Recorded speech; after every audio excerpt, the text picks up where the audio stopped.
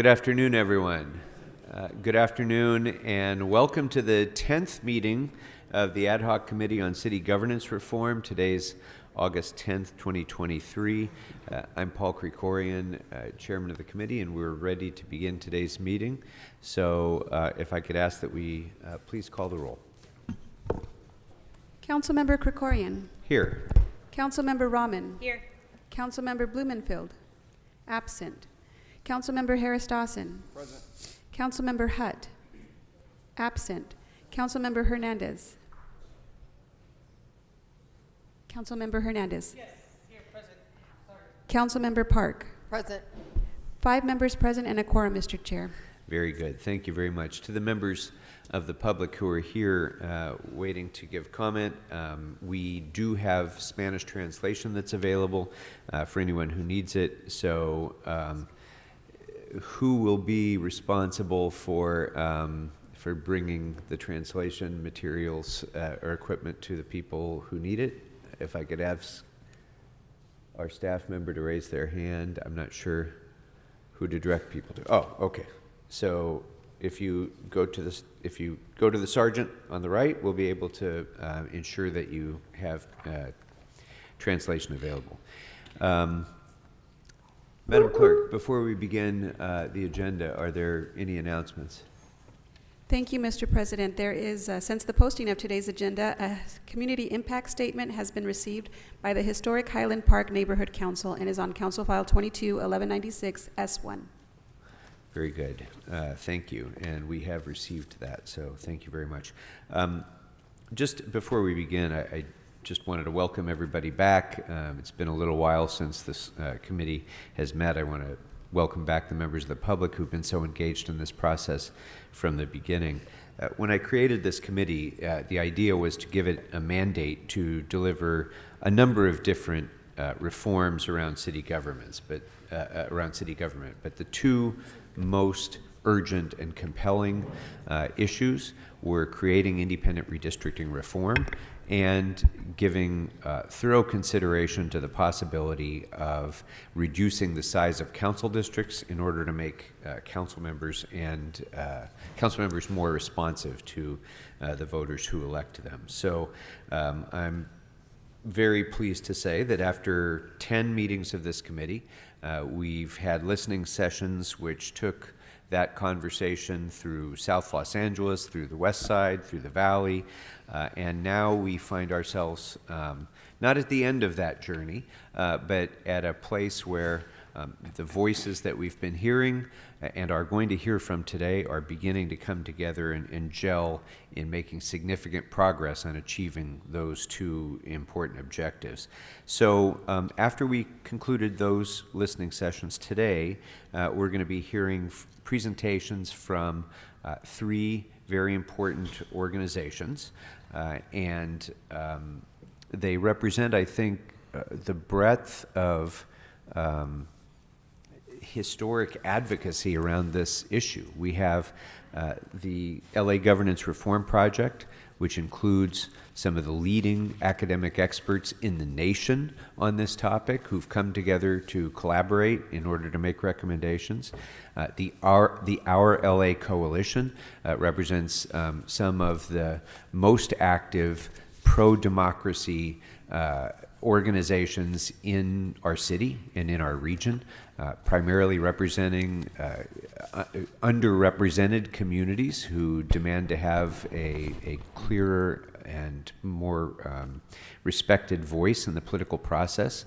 And those organizations have come together to create the Our LA Coalition, and they've done a yeoman's job, really, in going out into the public, having listening sessions of their own, and receiving public input that has been integrated into the recommendations we're about to hear from them.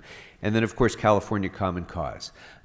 Common Cause is perhaps the most trusted and respected political reform organization in the country, and I'm so pleased that we have their expertise and the respect that their recommendations are afforded here before us with their recommendations as well. So I just want to thank all of them for the tremendous amount of work that they've put in bringing their recommendations to us today. So we'll be hearing those presentations, and at the conclusion of those three presentations, our CLA on this issue, John Wickham, who has himself put in a tremendous amount of work in creating an array of recommendations from which this committee can choose, will continue to facilitate a dialogue of this committee that will incorporate a lot of the things that we've already talked about. It will incorporate a lot of the recommendations that have been put forward by the organizations, and we'll use that dialogue as a way to review and consider some of the feedback that we've already provided, and see how we can continue to shape that into concrete recommendations that will be voted on by this committee. At some point, then, Mr. Wickham will take that information back and develop draft recommendations that will be presented back to this committee at our next meeting. That will take place on August 28th at 10 a.m. here in council chambers. And I just wanted to note that date because some of you may have had on your calendars, if you were planning ahead, August 21st. We do need to postpone that meeting for a week until August 28th. So it'll take place Monday, August 28th, 10 a.m. here in the council chambers. We'll debate and discuss those recommendations, and then the committee is scheduled to adopt final recommendations at its scheduled meeting of September 18th at 10 a.m., so that will provide an additional period of time in which the public, organizations, advocacy groups can come in and provide additional comment on those recommendations.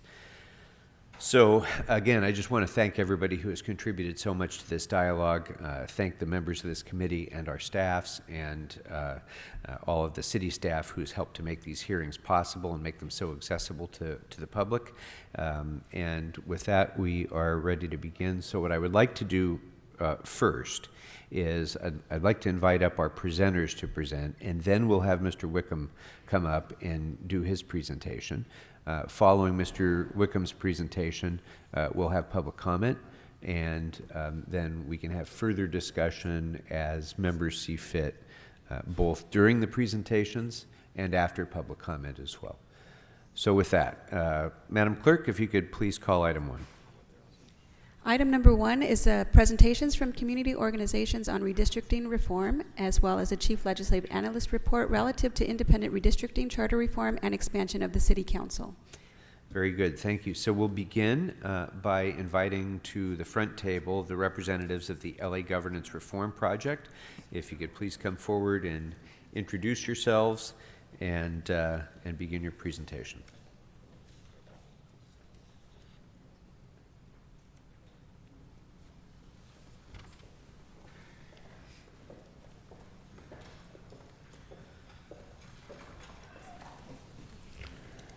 Good afternoon.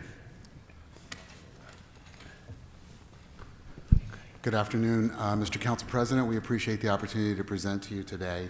My name is Gary Segura. I'm a professor of public policy at UCLA, and I'm privileged to serve as the co-chair of the LA Governance Reform Project. Seated with me are other members of the team, which I'll introduce to you shortly. My co-chair is unable to join us today. That's Professor Ange-Marie Hancock, who was at the University of Southern California when we began the process and is now director of the Kirwan Institute at The Ohio State University. This project began with the support of philanthropy around the city of Los Angeles, with several of the major organizations that have really funded democratization, involvement, community engagement, civic engagement sorts of work, including especially the Eli and Edith Broad Foundation, the Weingart Foundation, and the California Community Foundation, as well as ECMC, and we appreciate their support. So as I mentioned, I'm Gary Segura, and seated with me are Sarah Sadwani from Pomona College, Fernando Guerra from Loyola Marymount, Rafe Sonnenschein, now Professor Emeritus at Cal State Los Angeles, and joining us, I think, shortly will be Boris Ricks, Professor from Cal State Northridge.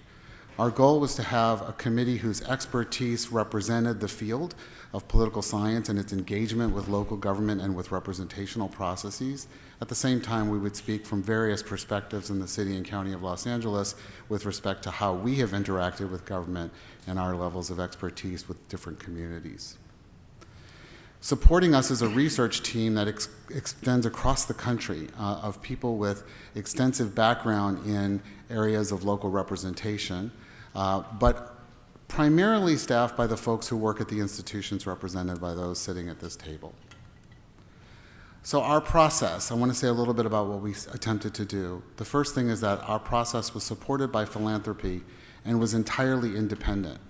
We had the opportunity to update you on what we were doing earlier in the process, but we have avoided any sort of direct engagement with elected officials on a procedural basis, and instead wanted to make this a research-based undertaking. That is, to root the recommendations we make to the City of Los Angeles in what political science has as received wisdom regarding how best to represent diverse and complex communities such as the City of Los Angeles. We have arrived at a set of recommendations, but those recommendations are continually being informed and updated by our connection with stakeholders. We have met with, indeed, the other groups speaking to you today, and we will continue to be doing outreach with communities across the City of Los Angeles. I should also say, and I'll mention this in a moment, that in phase 2 of our project, we plan a series of focus groups and a probability sample poll. So phase one began in November of last year. Our committee met for the first time in December. The project was initiated and developed with the support of philanthropy, and the goal was to have a set of draft recommendations in June. I believe those have been shared with the members of this committee. We released those recommendations on June 15th. We also launched a website to make sure that our activities were transparent to the public in Los Angeles. We have 3 draft recommendations, only 2 of which we're going to talk about in detail today, given your agenda. One having to do with redistricting and how the district lines are drawn in the City of Los Angeles, and by charter necessity, the LA Unified School District. We have a recommendation regarding reducing the size of council districts, which has the net effect of increasing the size of the City Council. And we also have a set of recommendations regarding ethics reform, which we think will be important for the transparency of the City Council, whatever it looks like in the post-reform environment, and to assure the public that what they're voting for is something that they're going to be enthused about and will have the transparency and trust that they want to place in their institutions of governance. So I'm going to ask Sarah Sadwani to talk first about our proposals regarding independent redistricting. Thanks so much, Gary. Good afternoon, everybody. It's very exciting to be here and to share a little bit of our thinking around the creation of the Independent Redistricting Commission for the City of Los Angeles. In addition to my work at Pomona College as a professor there, I also had the pleasure to serve on the state's redistricting commission for 2020, and certainly much of my thinking has been informed by that process, which of course includes intensive community engagement and work of a 14-member body of individuals selected in part at random. So in terms of our recommendations for you today, first and foremost, we recommend establishing 2 different independent commissions, one for the city and one also for LAUSD. LAUSD's boundaries are somewhat different from the City of Los Angeles, and therefore we feel it necessary to create 2 separate commissions. We propose a 17-member commission built around geography. This, of course, is somewhat larger than the state's commission, which is currently at 14 members. We deliberated this piece quite extensively, thinking both about what it takes to have effective representation in the City of Los Angeles, given the vast diversity of communities throughout the city, but also with a mind to how to foster deliberative debate amongst a body that can actually come to decisions. At the state level, we were very proud that the commission was able to reach a unanimous vote on the maps in this last round in 2021, and we would hope that to create the kind of body that could work on such a consensus model at other levels of governance as well. We identify, in addition, and we can certainly talk a little bit more about that, a number of offices that might help to host some of the selection process and to provide support to a newly formed commission, because ultimately the key to an independent redistricting commission is removing the politics and having them separate from the elected officials for whom they will be drawing those lines. So therefore they cannot be talking to commission members. They really have to be separate in many, many ways. In addition, we looked at a number of requirements of what it would take to serve on such a commission. Like the state's process, we would recommend a dual-step process in which there are both objective and subjective criteria. We believe that given the city of Los Angeles and the nature of the city of Los Angeles, we should cast a wide net to include broadly those who identify as residents of the city of Los Angeles for at least 3 years. This contrasts to the state's commission, which requires people having actually been registered voters for at least 5 years and staying registered with the same party as well. So there's a host of recommendations in there. We prioritize community engagement as one of the subjective criteria upon which commissioners be selected through some sort of selecting body, whether that might be the city clerk's office, the ethics commission, or even potentially the county registrar's office. So in general, we have this much wider pool for participation. For myself, I'll just say, when I think about many of my documented students, for example, I can only imagine that they would make excellent commissioners for the kind of work that is required to do redistricting and an independent body. We also look at a host of other eligibility requirements which are laid out in our report, including things such as not being an elected official or a former elected official, being a spouse of an elected official, etc. We also have an eye towards donations to candidates for office, because ultimately at the end of the day, this is really about removing the politics. So we feel like if people are actively engaging in giving larger sums of money to candidates, that would not be removing the politics of it. And we take a look at a host of the other issues, such as serving on the commission for 10 years, ensuring that there are alternates for the commissioners. You never know if someone is going to need to step down for some reason. Having alternates already in place, I think, is an excellent concept and idea for moving forward. And of course, having some sort of per diem. From my own experience, I can say no one is joining a redistricting commission as a way to get rich, but having some level of compensation can most certainly allow for a broader array of Angelenos to participate in that process, because they may need to be taking time off from work, may need to be paying for childcare, or dealing with other household issues. That's the bulk of our recommendations. I'm happy to take questions at the end, but I'll pass it back to Gary. Thank you, Sarah. Our second significant recommendation is to reduce the size of council districts by increasing the numbers of members of the city council. A little bit of a professorial digression. The Constitution is quiet in most respects on the number of members of the House of Representatives. The Constitution says that the number of members of the House of Representatives shall not be greater than 1 for every 35,000 citizens, which would, by the way, produce a House today of about 10,000 members. The mind reels at the thought, though I myself favor increasing the size of the House, not to 10,000. That said, right now, more than 250,000 souls live in every city council district in Los Angeles. And that certainly stretches the definition of what the founders, or indeed anyone, would understand as local community-based representation.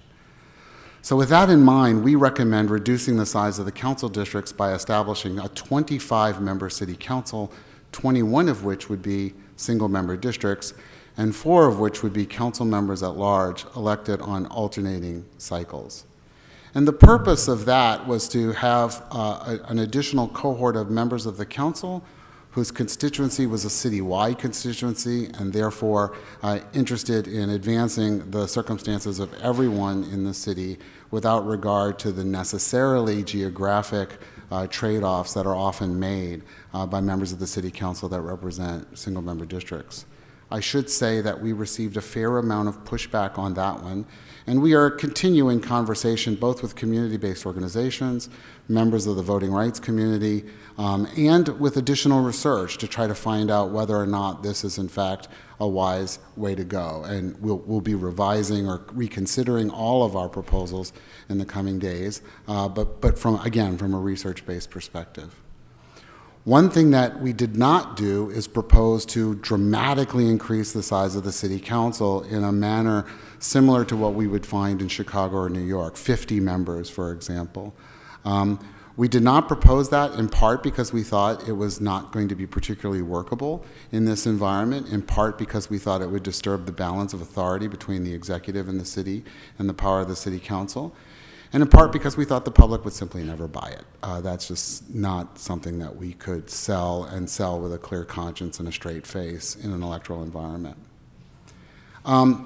We do have some proposals regarding how to cut the costs of each council member's office and district offices in such a way that we can keep the cost of having an enlarged council relatively neutral, not entirely neutral, but pretty close.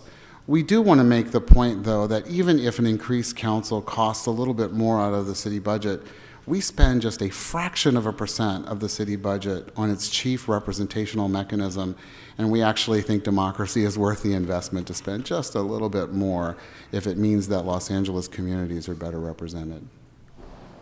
We have a third recommendation, which we're happy to talk about, though it's not on the agenda for this meeting. I'm going to ask Professor Sonnenschein to offer a couple of thoughts about our interest in exploring the ethics reforms or ethics structural reforms as part of our proposal, and then we'll wrap it up. Thank you, Gary. And as Professor Segura said, we're not trying to place this on an agenda where this item is not on the agenda, but just to give you a heads up of what would be coming from us down the road. We worked together and talked together, and our thinking evolved as we went, and we were all willing to change our minds and consider different ideas. And pretty quickly, it became obvious to me, to all of us, that ethics reform was going to be fundamental to any reform process in this coming year, and that it would really be a critical thing for us to keep the package together of these three sets of proposals. It's ripe in time not just because of the issues that have appeared in recent years, but for another reason, which is that the ethics structure we have now was designed was placed in the charter in 1990 by a commission that was created in the late 1980s, and then the council agreed with civic organizations to place that on the ballot, and it was very popular and it passed. That's 33 years ago, and in the long scheme of things, there's parts of the charter that need to be revised and enhanced.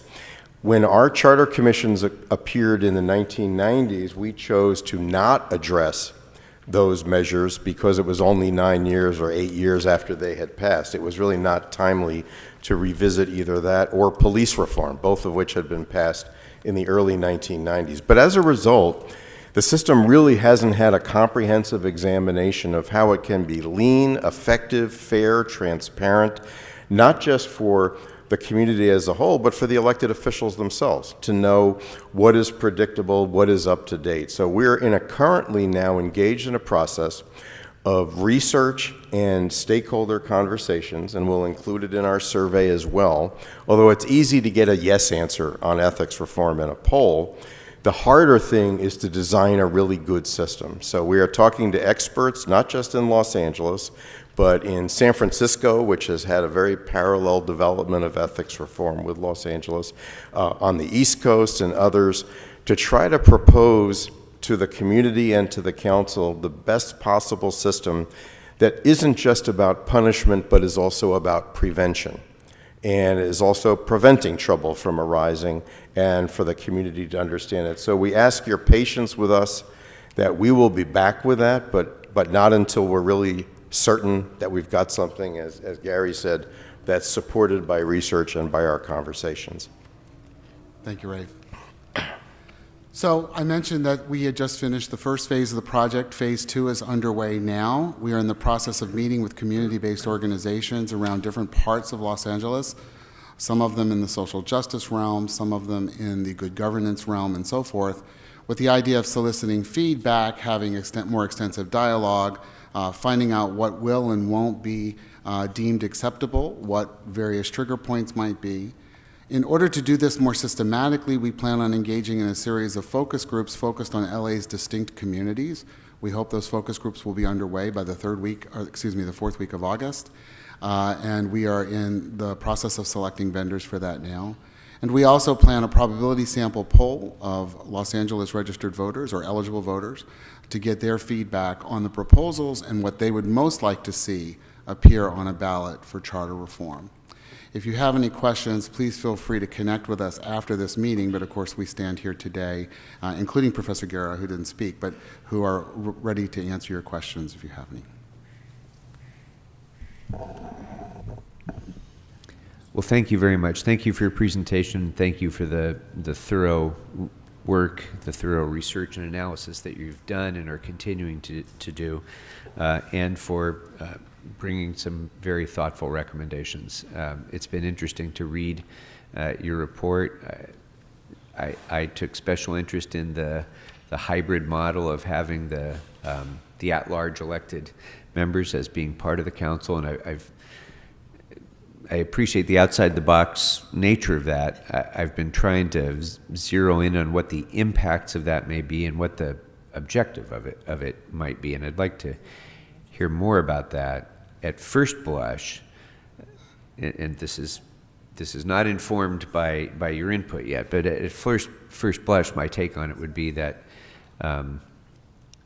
having at-large members tends to take us backwards to a time when the citywide majority had disproportionate rule over the policymaking of the city because of their citywide advantages. So that would be a negative to doing that.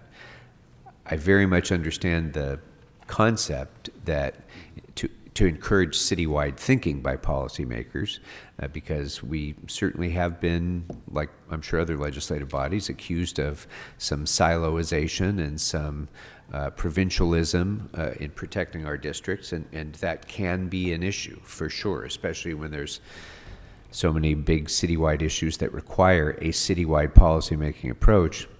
The other side of that, though, is that means every member of the public has a council member who is fiercely and zealously advocating for the interests of those constituents. And hopefully that produces a good legislative result at the end. So can you talk a little bit about what went into that thinking and what were the pros and cons and how you led to that recommendation? Sure. I'll say just a little, but then I'll pass it on to my colleagues who I think have thought a great deal about this.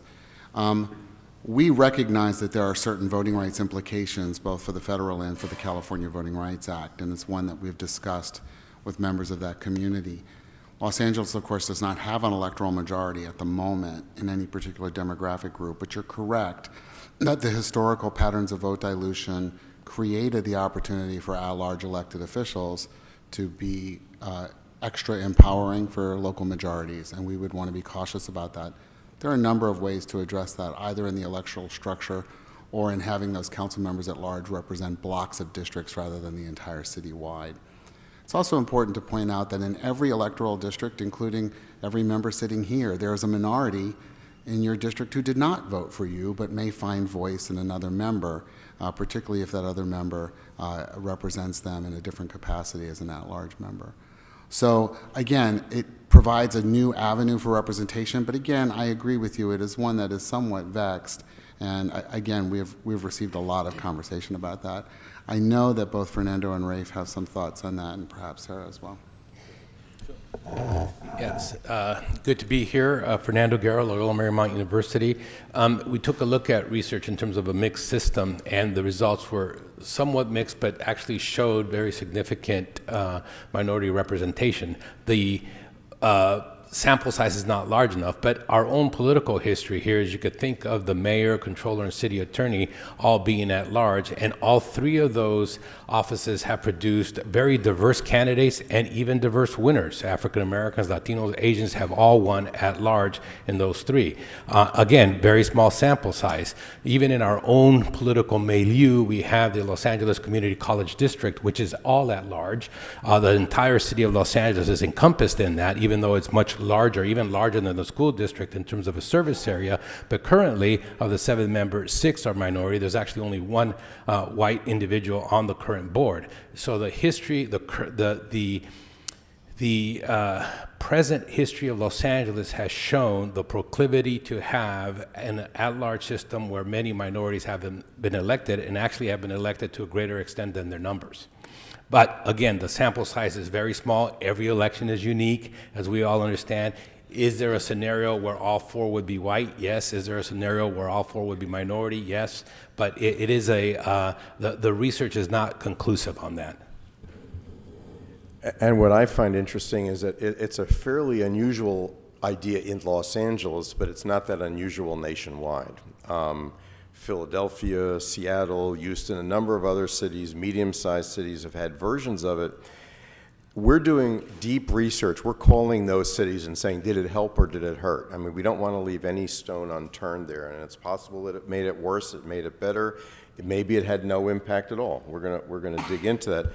Also consider that the change in the election system in LA, which Professor Guerra played a central role in, of moving election dates so that citywide elections are now held in a time of very, very high voter turnout, is also a very different electorate than LA had for its citywide races as recently as 5 years ago, 6 years ago. So, but again, we're not yet advocating and saying we're 1,000% sure the research is going to support it, but we think it's an unusual but awfully interesting idea. In terms of the discussion about building more discussions citywide on issues, the ability to have more people weighing in at a citywide level. Sarah, did you? Offhand, do you know, are any of those other cities that you mentioned that have this, do they feature bicameral legislative bodies? I don't think any of them have bicameral legislative bodies. Okay, so the at-large members, the district members, all part of the same body? They all with have the equal same vote, voting yeah. right? Okay, thank you. I'll just only add, and I agree very much with my colleagues on this. We are very well aware, even of the case on the CVRA with the city of Santa Monica, and the challenges that exist with at-large districts. In fact, I think most of us all do research on these very issues to ensure that historically excluded communities have adequate and fair representation. I will just say quite candidly, I think one of the ongoing attacks against city council has to do with calling these districts, quote, little fiefdoms, right? Where members have a practice amongst yourselves to defer to the council member who represents a specific area to make decisions about that area. What we have seen over time is that can lead to some problems. Changing the nature of the city council in total, we believe, will change the chemistry of city council decision making. And so for me, that was really the key component that I thought was most important in exploring. And as Professor Segura mentioned, there are a host of different ways that this could be constructed. There are different electoral systems that could be used. There are various geographic catchments that could be used so that there's a secondary layering of representation for various areas. So to me, the real component was about how do we change the chemistry of city council? Because simply adding districts alone, yes, there will be more people, but again, it doesn't change the nature of that deferring to one another to make those decisions for your council district. Yeah. I'm going to go to other members, but just since you're continuing to do research on this, the one other element that I would think that you would want to look at is how might that change the nature of people who run for those respective offices politically. Because in the city of Los Angeles, running a citywide election is a very different process than running in a council district. It involves a different kind of candidate sometimes, and it very much involves a different kind of campaign, which, might have unintended consequences. So that's another thing that I think we should not lose sight of in a city of this size, where, running citywide requires a television campaign, for example, which therefore requires enormous amounts of fundraising. And why a person would do that when they could instead run in a geographical district and be entitled to the same voting power, there might be reasons that they would do that other than just getting elected to the city council. So something we might want to look at. Councilmember Rahman. Professor Sadwani, I think you started talking about articulating more clearly what would be the benefits to having at-large seats. And I wondered, so one you mentioned is changing the chemistry of the council. The particular example you referred to, I think, is really connected to the council's particular powers over land use in their own districts. And so to me, land use is really at the center of so much of what we're discussing in the council. Land use reform, I think, goes hand in hand with ethics reform, something I've talked about in other forums extensively. In addition to that chemistry change, I would just wondered whether I could hear a little bit more in detail about what are the benefits to having the at-large membership. Because I do think that there are ways to get at that chemistry change that may take different paths. Sure. That avoid some of the pitfalls of representation and this question of running a citywide campaign. It is expensive even to run a campaign in our current districts. Running a citywide campaign would be even harder, even more daunting for kind of community-based candidates to come forward and do that. Can you talk a little bit more specifically about the benefits of having these at-large seats, what you think that change would be on the council as a result of it? I think when we think about legislative bodies at any level of governance, we think about the coalitions that form amongst the members themselves. So if you were to compare the city council to the assembly or the state senate, you would notice the various caucuses that exist given the various size, various coalitions that might exist amongst legislators at that level of governance in order to pass bills, right? So it would ultimately, any council expansion to some extent is going to change the nature of the kind of relationships that council members have, because ultimately to move forward and advance any proposal is going to require those votes. So when you have people with this citywide approach being elected citywide, they certainly are going to be thinking about, well, it's not enough to see, for example, the homeless population decline in one district and yet increase in another, right? So having people that have a broader approach in their thinking and in their voting, ultimately, I think is one of the key components to shifting that kind of chemistry. But I'm sure some of my colleagues may want to add in a little bit more.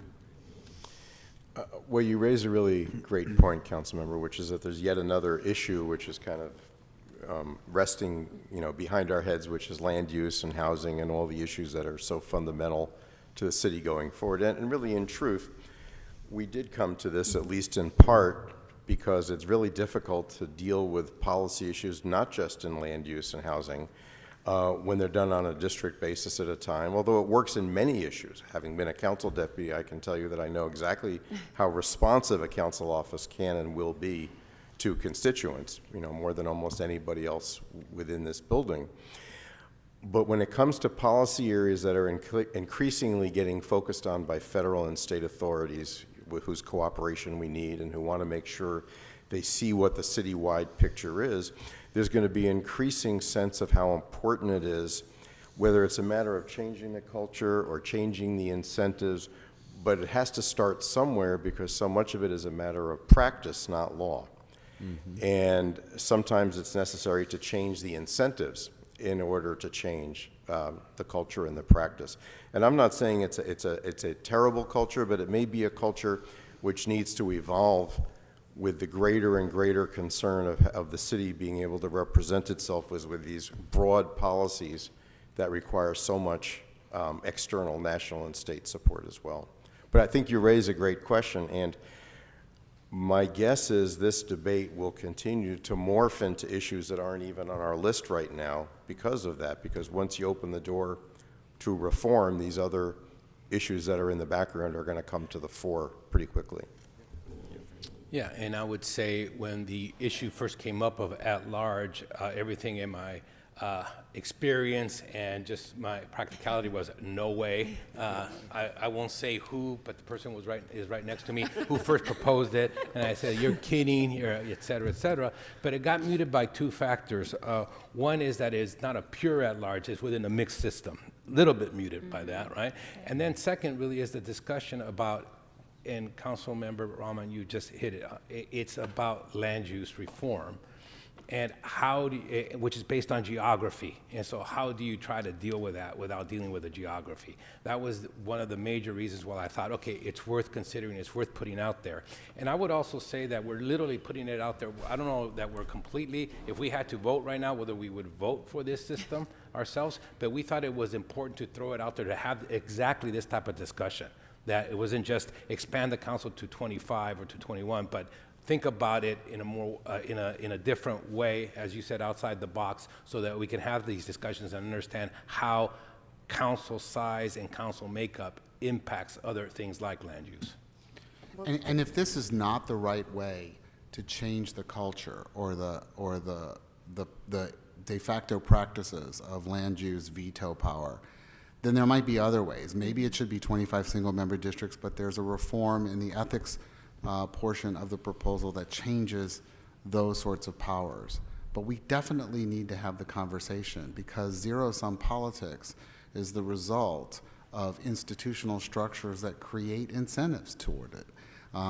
Most political scientists believe that outcomes are driven by a combination of individual preferences and institutional arrangements.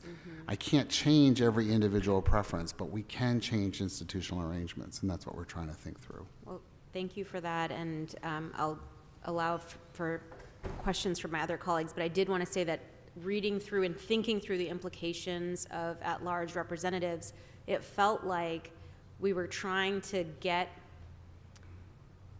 a response to the balance of power issues between the mayor and the council, where in LA, the mayor and the council have a different balance of power than in other cities, through council reform by having at-large reps in some, it felt like these were in some ways questions that felt to me could be answered by having more discussion around those, on that balance of power, but very open to continuing to think through this as well. Thank you. Mr. Blumenfield? Great, thank you. And I apologize, I was a little bit late, and I've gone through your proposal before and had some questions, but really appreciate you being here. A couple of different topics. First, just to build on something Dr. Swatwani was talking about, you're talking about changing the chemistry, the relationship of the members, and comparing it to the assembly. And having served in the assembly, I think of one of the reasons why those relationships are different actually is tied up to the Brown Act more than some of these other things. It's because we can't have caucuses here because we can't meet with multiple members to talk about issues. For me, it's been a frustration. When I was the chair of the Budget Committee in the Assembly, I would bring people into my office a certain number at a time and could have those conversations. And that helped generate better consensus and a different kind of policy making. Here, in some ways, that structure does force those silos in a different way. I was wondering if you guys considered some of those factors as part of the reform in terms of changing the chemistry, and also factored that in, because even if we expand the number, we can't have caucuses here given the shackles of the Brown Act regarding those issues. Yeah. I mean, I can respond in part at least. I we are aware of the Brown Act, and certainly even at the State Redistricting Commission, we served under the guises of the Bagley-Keene Act, which oversees transparency for state commissions, and so therefore very well aware of the kinds of constraints on meeting with folks outside of a public meeting. I don't think the purpose is necessarily to form caucuses. I was using that simply as an example of the ways in which, in various legislative structures, different political actors may engage with one another. I think instead, what we might think about is how then do you gain the support? If you want to move something in your district, how are you going to gain the support of an at-large member to vote for that? Right? If it's not simply deferring to you because you must know best for your district, how then would you be gaining the support of people who have been elected at large? And obviously, you'd have to have those conversations with that person. Those would be those relationships. I'm curious also on the at-large. You know, when I think about at-large, and I'm very intrigued by that, and I've talked to a lot of other cities across the country. I'm very involved with DMO, Democratic Municipal Officials, the vice president there, and talked to a lot of cities about their governance. And I haven't come across ones with regional at-large, but in many ways, a city as large as Los Angeles, that might make more sense than, you know, 3 more statewide or 4 more statewide or citywide elected officials having a West Valley rep, an East Valley rep, you know, et cetera, et cetera. What do you think of that? And when you talk about at-large, are you literally thinking the entire city, or are you thinking, as you mentioned, blocks? And if so, how would you determine the size of those blocks? You are not the first person to come to us with that recommendation that the at-large be regional at-large, and in fact, it is part of our active conversation. There is a lot of justification for it, in part because it provides to the citizen a very clear indicator of who my other council member is. And so that level of layers of representation, I think, is the term that Sarah mentioned earlier, that would come into force. We haven't actually made a decision on that. We haven't voted on that. And again, I want to be clear that we're relying on the research, both on the voting rights implications and on the structure of city government implications.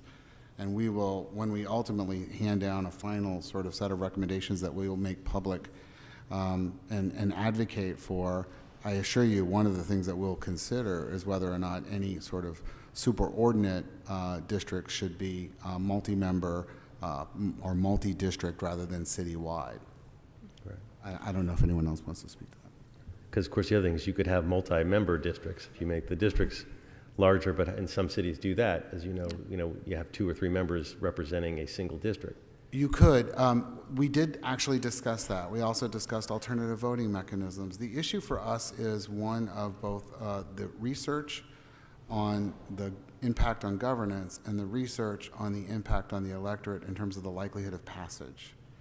We can come up with the most complex system ever created for the absolute perfect representation of every citizen in Los Angeles, but if they don't vote for it, we will be at square one the day after the election.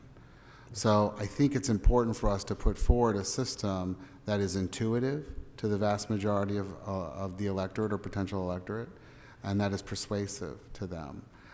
So for my own purposes, and again, I'm speaking for myself here and not for the entire committee, I've very much been in favor of a simplified proposal. The simplest, the better. And I think others might have different views on that. In most cases, I mean, there's some really intriguing reforms being discussed around town throughout this whole process, electoral reforms. This is going to be a process of several iterations, most likely, over the coming years. I think this is going to be a little bit like the 90s when there was a whole series of reforms in Los Angeles. So hopefully it would be good to design a system that could accommodate some of the reforms that are out there if those turned out to be appropriate to do, not to foreclose them, but to find a way. Also, just as an echo of the last comprehensive charter reform, the decision to create what we called area planning commissions that later became called regional planning commissions was a big subject of conversation in the late 1990s and became a version, something that's incorporated into the city charter right now. So the notion of regional governance in LA is still a live one. And we have heard it from several different people. And by the way, as you guys discuss these issues, and some of these things you're saying you're proposing for sort of the benefit of them in the pure academic force, and some of them are for political reasons, it's helpful for me at least to identify, instead of just giving us proposals that have everything in there, to identify what's in here that is really all about political expediency and selling it to the voters, and what's in here because it is sort of the best course for promoting the values that we're promoting. So that would be helpful. One other question, and I'll go to my colleagues before I come back. I was intrigued in your, I for one, I don't know how big this council should be. I'm very open on that question. You know, I see the benefits for smaller and I see the benefits for bigger. And for me, the tension comes down to sort of representation versus governance. And those are two potentially competing interests, and we have to find the right balance.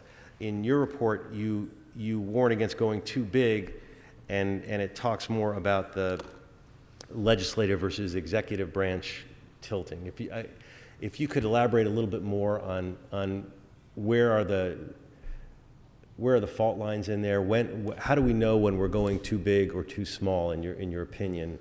You know, and the impacts on that, the issue that you've identified, which is leg versus executive branch. I'm going to yield to you guys. You want to speak to that? Well, I'll yield to my senior colleague. That hurts. Essentially, the two outliers in the country are New York City and Chicago. 51 in New York and 50 in Chicago. And New York at one point had 35. And in 1989, the voters very easily approved. It's a different political culture. They easily approved going up to 51. Not coincidentally, those are two cities with very, very, very strong mayoral powers and very weak council powers. And it is not something, when you compare that to how the LA City Council is taken into account in this governing system, it already is perhaps the most significant council in the country in any mayor-council system. No one would argue that the New York and Chicago City Councils are dominant, significant forces crucial to the governance of the city. And when you read the New York City Charter, most of it's about the mayor. You know, there's a relatively smaller section about the council, but you get tired of reading the listing of all the things the mayor's in charge of. There is a correlation that the larger the council, the stronger the mayor, and institutionally, probably the weaker the council. Plus, you also end up with very complex leadership battles when you have a very large council that would make it much more like a state legislature. I think you lose something of what makes this council kind of remarkable in a lot of ways. So the fact that there's nothing much between 25 and then the 51 and 50, it does make you wonder if maybe there was some wisdom in not kind of going so large.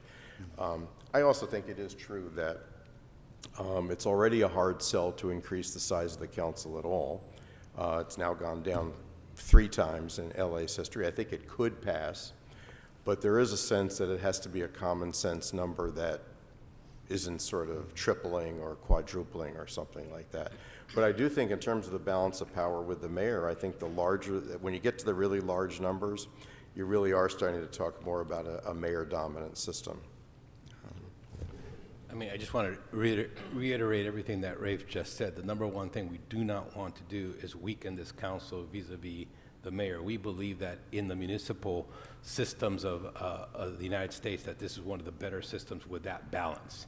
And so we feel very strongly about protecting that, and therefore not having that council go higher than that. Number two, in conversations over the years with actual city council members from New York and Chicago, they say the same things that Rafe was just saying, that the experience is very different. They feel a lot less powerful, number one, compared to LA City Council members. And more importantly, the leadership, you have to act more like a legislator, where you elect a speaker or a president pro tem, and therefore the power of that individual may rise, but the rest of the council gets further weakened. And it's that fine line. Where is that? And we think it's around between 21 and 25. okay? And there's not precise research on that, but the experience of these two other cities and conversations with those council members, that's where we believe where it is.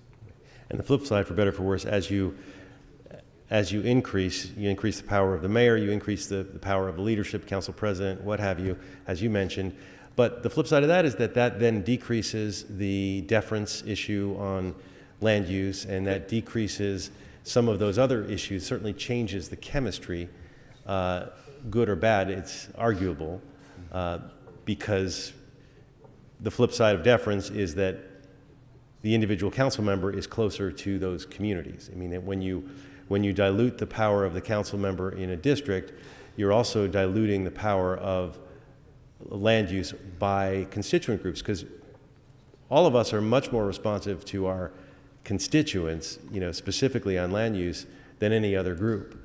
That is the folks, but then that's a decision we have to make: is how powerful do we want local constituencies to be? And there's the NIMBY argument, and then there's the local control argument. And I did want to reiterate, though, that the relative power of the council vis-a-vis the executive in the city was a consideration, but certainly not the only or even principal consideration when we selected size.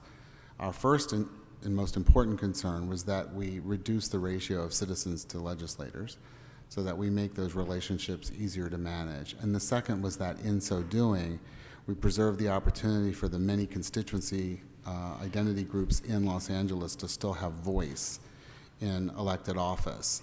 And over the course of time, as demographics shift in the city, the demographic change could conceivably become a threat to the political representation of lots of different groups in the city. So on average, 21 or 25 will produce an easier to represent for a smaller constituency group than at 15, or certainly than a smaller council would be. It's numbers like 9 and 7 and whatnot. So we very much were concerned about the representation of every citizen and every type of citizen in Los Angeles, not just simply the relative power of the mayor and the city council. So I did want to reiterate that those were the other concerns driving our selection of the number 25.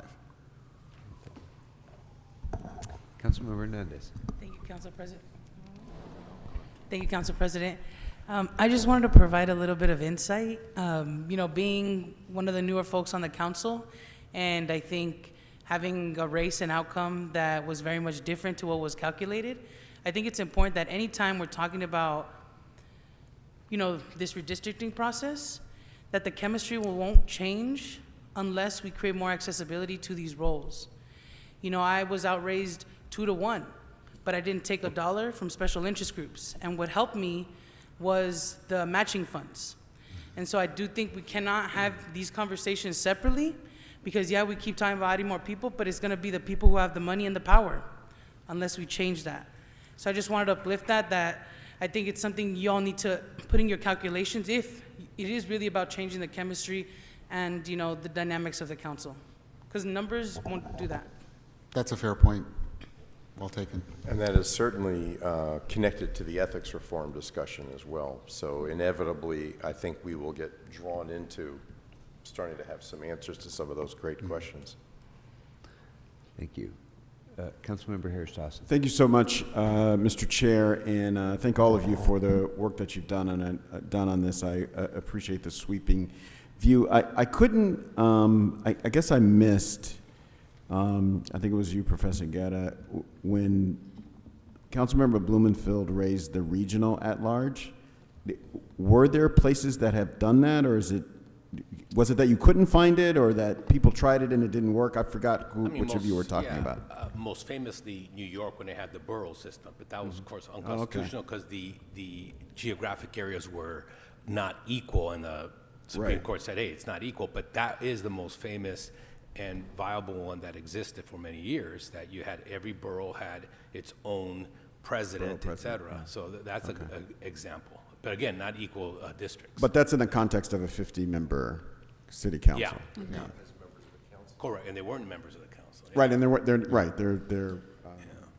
part of the council. And then, as a part of the deck presentation, you all talked about reducing the amount that's spent on each council district. And I'm curious about that because that seems to be in conflict with the stated goal, right? If people want to be closer to the government, which is, it's my understanding that that's the principal problem that we're trying to address here. Well, if if we have a staff of 20 answering calls of 250,000 people, having a staff of 10 answering the calls of 125,000 people is effectively the same thing. So I'm just wondering how you all saw doing that and how you saw getting around just the basic math problem that's presented by that. So, Councilmember Blumenfield asked which are academic and which are more practical. Yeah. That, we don't have research on that. That's not academic. It's more practical, the assumption being that it would be easier to have the voters approve it if we said it's not going to cost more money. Got it. Okay? Got Very it. clear to that. I totally agree with you. So one of the things that we're going to do in phase 2, as Professor Segura mentioned, is we are going to do polling just on that, right?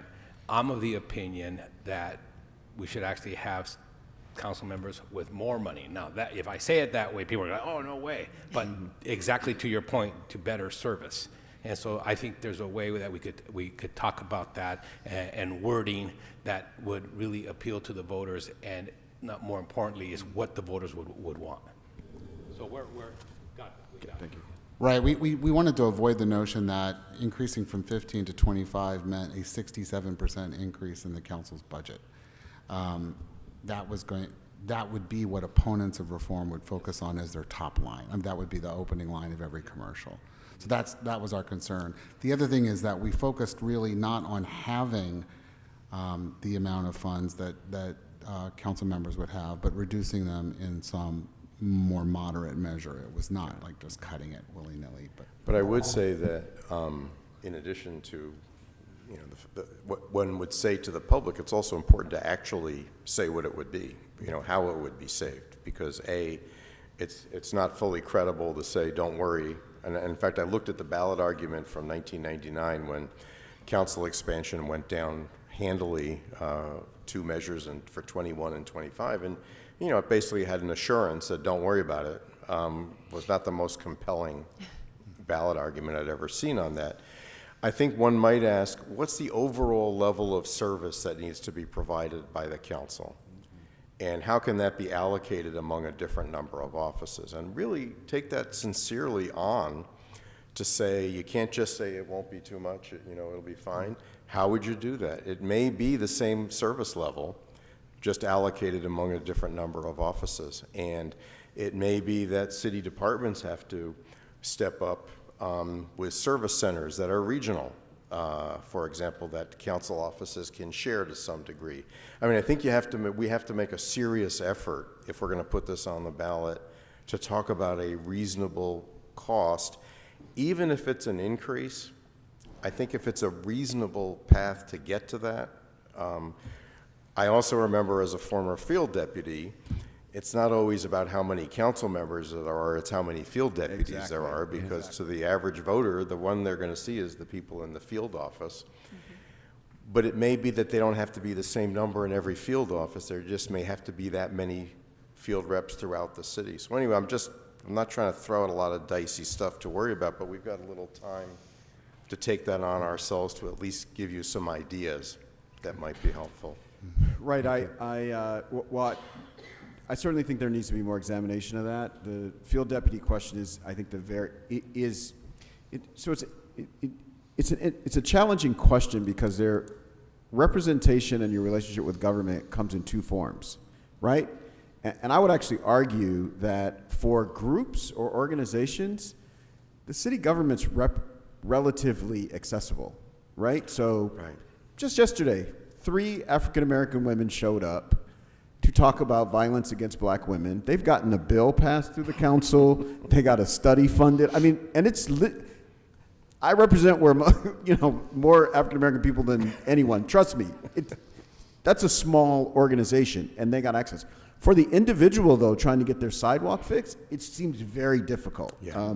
I mean, and it seems difficult for me when I pick up the phone as a council member to get services, much less, you know, for a regular citizen. So those are different things.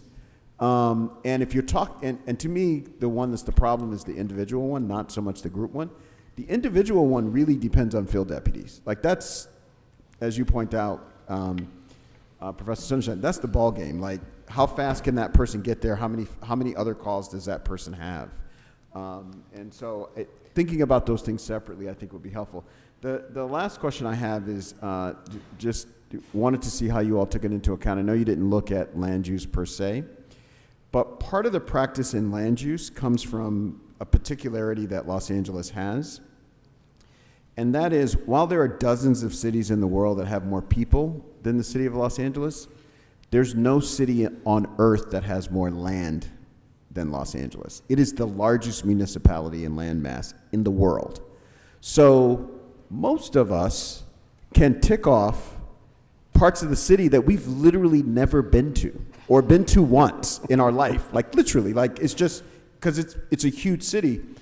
So when you come to us so when you say as a body make a land use decision about a place, you know, that I've not been, and I know there are parts of my district that most people haven't been, it makes sense to me that they would defer to the person that's from there. Mm-hmm. And I don't know how you get around that by making it bigger or smaller or anything else, because it's to me the problem is much more physical. Whereas in Manhattan, feels like almost everybody's been to every part of Manhattan because it's not that big. I mean, it doesn't take much to get around there. So I'm just wondering if that something that you all took into account. The landmass, and then that LA is really, the character of Los Angeles, at least up until this point in history, is that it's a city of neighborhoods. And the neighborhoods are extremely distinct, even within districts. So in one respect, that's actually an argument for the at-large structure, or at least the regional at-large structure, so that there are two voices, not one, that's been to every neighborhood that's being discussed for a particular land use issue. So that, not the number, you're correct, that would create a redundancy of expertise on particular locations. But I don't know if anyone else wants to address this.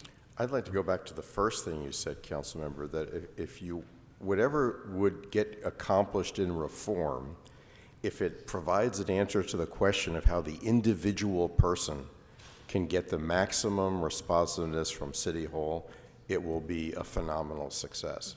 That in many ways, that's how people will evaluate it. Is at the end of the day, does that become something that makes a more responsive city government at every level? And I think it's something we should keep in mind beginning to end and ask ourselves that question about every reform. And just on that point, I would say that the issue of neighborhood expertise is absolutely very real. The solution to that is not necessarily changing the nature of the council. It may be changing the nature of land use decisions. And the more land use decisions we move outside of this chamber entirely and into the hands of professionals whose entire training is around citywide land use approaches, the less of that problem we will have. And likewise, we're talking, I think you're 100% right, Mr. Harris-Dawson, that people can get policy done here in a quick minute if they're organized and advocate effectively. But getting that sidewalk fixed never happens in a quick minute. But the solution to that has really nothing to do with the city council, because it is not the city council's job to go and fix sidewalks. It's the Bureau of Street Services. Our job is to go and crack somebody's head in the 1 out of 100 times when they don't do their job. But unfortunately, I'm sorry, I don't mean to go on a rant, just as I was going to try to encourage members to speed this along. Preach on. But For the record, I've never cracked so anyone's long as head. we have underfunded departments without resources, without enough employees, people look to the council and say, oh, please, fix this problem. That should never be the case.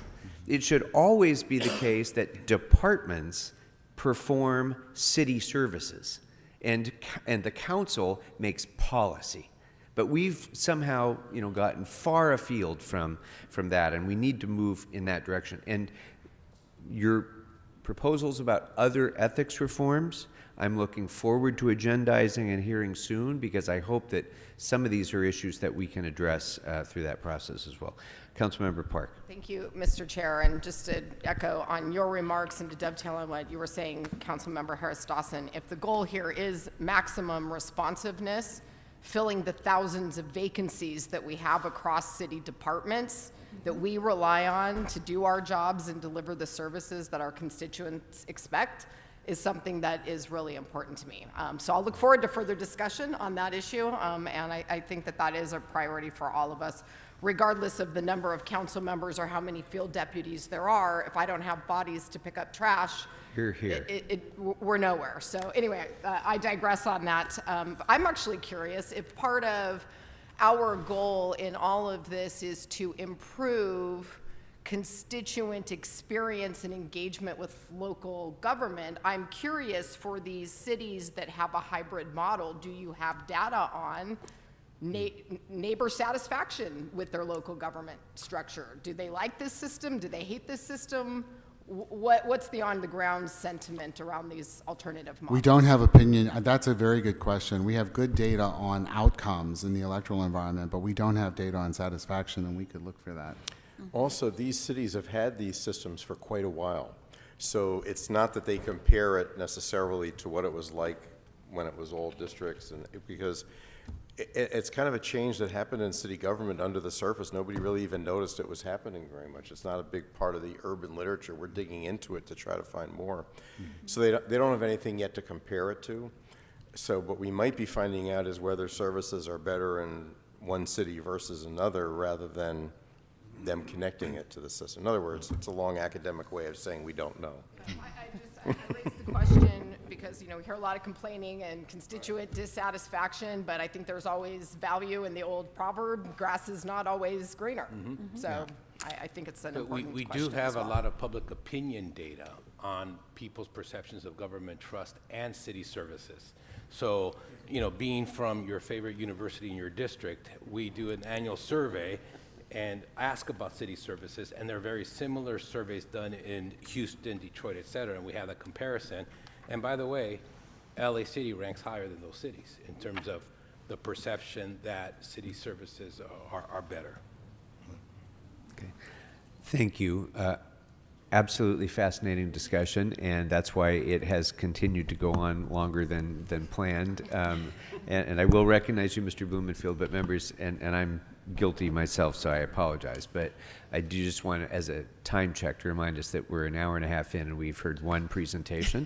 We have two more still to come, plus Mr. Wickham, plus the public comment section of our meeting, plus our own discussion. So with that, Mr. Blumenfield. All right, then I'll just ask one quick question, which neighborhood council system and how this plays in, especially if we increase the number of council districts to 50 and there's 99 neighborhood councils, what does that mean? And when you talk about governance and direct connection to the communities, as you both know better than anyone, that's why the neighborhood councils were created. And what do you see the impact or change that's needed on that system in order to make all of this work?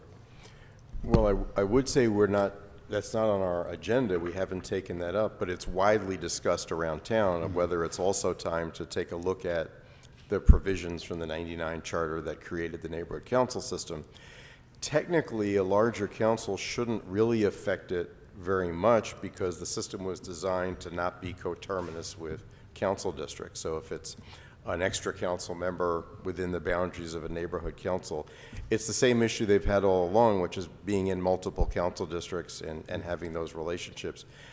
I think it's a whole separate conversation about what would assist the neighborhood council system to reach its maximum level of effect, and probably beyond our capacity here to take that up right now, but a great question to ask.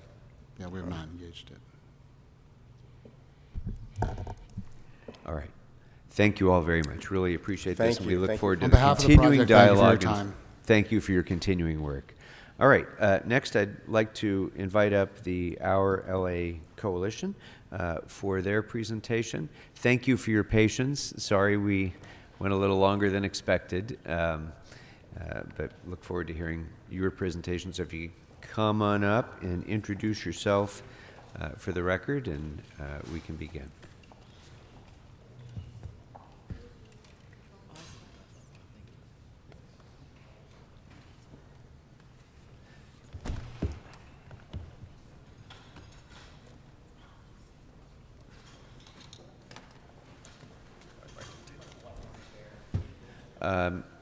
Can we pull up the chairs from the ends as well, if they need more chairs, please?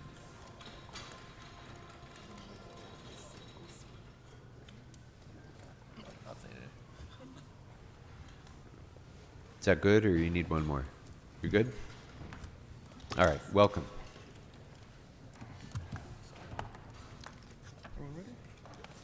All right.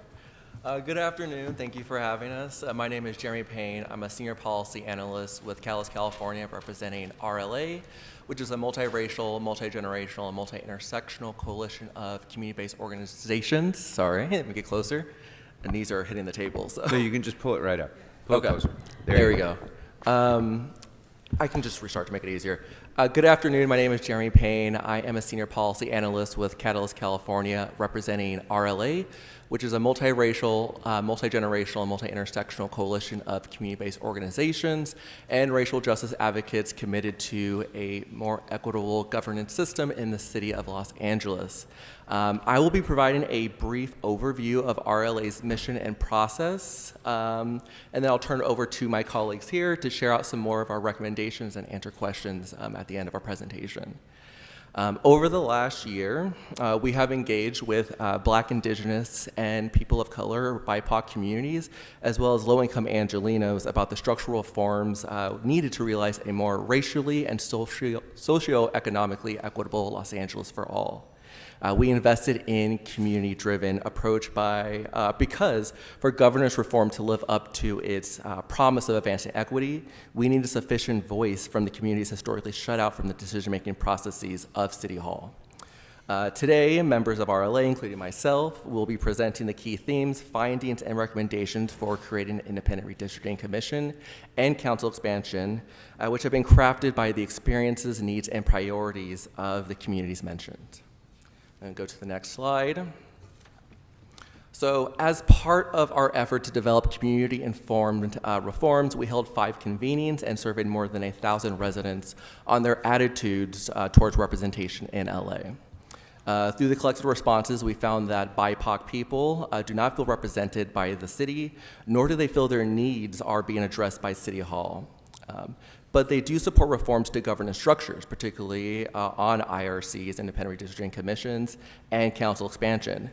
And they do have ideas to make these reforms transformative rather than just transactional. These ideas directly informed our initial recommendations, which you see before you in your handouts, and we will be finalizing our recommendations once they are presented to and revised by residents in our upcoming summer convenings. And again, I hope you still can join us for these convenings of RLA, either on Thursday, August 24th at COCO, which is Community Coalition's office in South LA, or Saturday, August 26th at Intercity Struggles office in the East Side. This invitation is extended to members of the CLA's office and the public, of course, so we hope you can join us. There will be food, there will be childcare, and interpretation services available. You can register at rla.org. I will now turn over to Maria Villamil of the California Native Vote Project to introduce our first set of recommendations for an independent redistricting commission. Good afternoon, everyone. Acknowledging that we are here on our Native Tonga occupied land, Shoshone and Gabrielino, we ask for permission to continue. Here with California Native Vote Project, representing RLA's coalition. In service and advocacy for our community members that we represent with the many organizations here, our RRC work group has developed a set of recommendations for a transformative and dignified independent redistricting process, inclusive and equitable and just for all. You have our recommendations in front of you, developed and analyzed and discussed amongst coalition members and base members of all our organizations. I would like to highlight one of our primary goals, which exemplifies our vision, approach, and analysis as a working group. We want to recommend, with all the rest of the recommendations, that the Commission reflect LA's diverse population by specifically planning for involvement and engagement with key populations to be taken into account during the 2 stages of the selection process. We want you to take a look at how applicants will apply, and second, how selected commissioners will demonstrate appreciation of LA's diversity in the multiple ways. We emphasize because this is the representation that is very important for this process to be fair and equitable. This is to include racial and ethnic communities that include but not limited to such groups as API subgroups, Latinx subgroups, Black African American, Indigenous American Indian, and these are just examples but not limited, and we have included a whole list for your review in the documents shared with you this morning. Another way to be inclusive and review and include our recommendation criteria is to propose and apply and for the IRC commissioners to have applicants that do not need to have or show any formal education or experience to be qualified to serve. And applicants do not need to use English as a primary language. This would help this commission engage more meaningfully with the majority of Angelenos who speak a language other than the English at home. However, we recommend that applicants demonstrate a record of civic engagement, which may include but not exclusively limited to having voted in recent elections, because a voting record bars from participation of any non-US citizens and restricts participation by formerly incarcerated persons. The city already has a model for a broader, more inclusive definition of civic engagement in its neighborhood councils, so we ask you to take a look at that. Greater detail about our recommendations will be found in the report in front of you, and more will be shared with you. Lastly, we want to encourage you to create an IRC that truly ensures transparency, accountability, and leadership that centers the experiences, the needs, and the priorities of low-income BIPOC communities and the rest of the Angelenos. Thank you. Thank you. Thank you. And I'm going to turn it over to Kristen Nimmers of the California Black Power Network to share our recommendations for council expansion. Thank you, Jeremy. Hi, everyone. My name is Kristen Nimmers. I am the Policy and Campaign Manager with the California Black Power Network. I'm here representing RLA's Council Expansion Work Group. So council expansion, if done with equity and marginalized communities in mind, does present an opportunity to restore trust in City Hall and to strengthen political representation for BIPOC and low-income communities in Los Angeles. With our equity framework in mind, RLA recommends expanding LA City Council to between 23 to 31 single-member districts. At 23 council districts, there's opportunity to create plurality council districts for both Black and API communities that does not exist at 15 districts. There's also opportunities to create 3 additional majority and plurality districts for Latinx communities. However, at over 31 districts, historically and linguistically dense Asian communities like Koreatown face threats of being divided. We've come to this initial range based on district modeling that we've been able to do so far, but want to acknowledge that it may narrow or widen as we do further modeling and as we receive community feedback. We also acknowledge that there may be alternative models of governance. For example, the previous group just talked about some of those models that may be more effective at meeting our goals and vision, but more time is needed to conduct research on those models and to make an informed recommendation on them, and also to receive community feedback.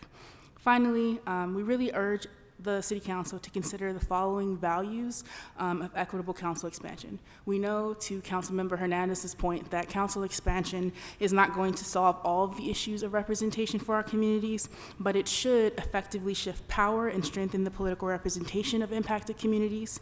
It should significantly minimize and prevent harm to impacted communities' political power and representation. It should lead to structural change that eliminates systemic barriers to representation and access to our democratic processes.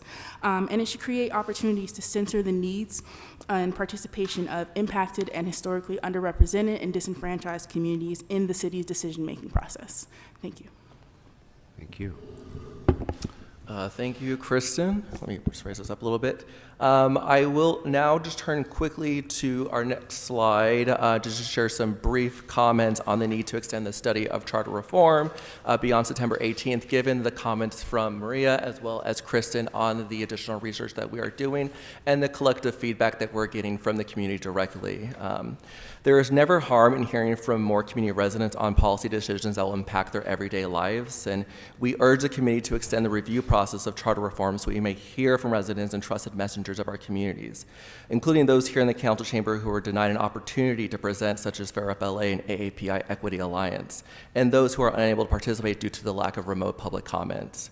By extending the charter review process with this deliberative and thoughtful intent, we can also focus on the November general election, which will bring a larger, more diverse electorate to weigh in on the measures you have collaboratively crafted with residents.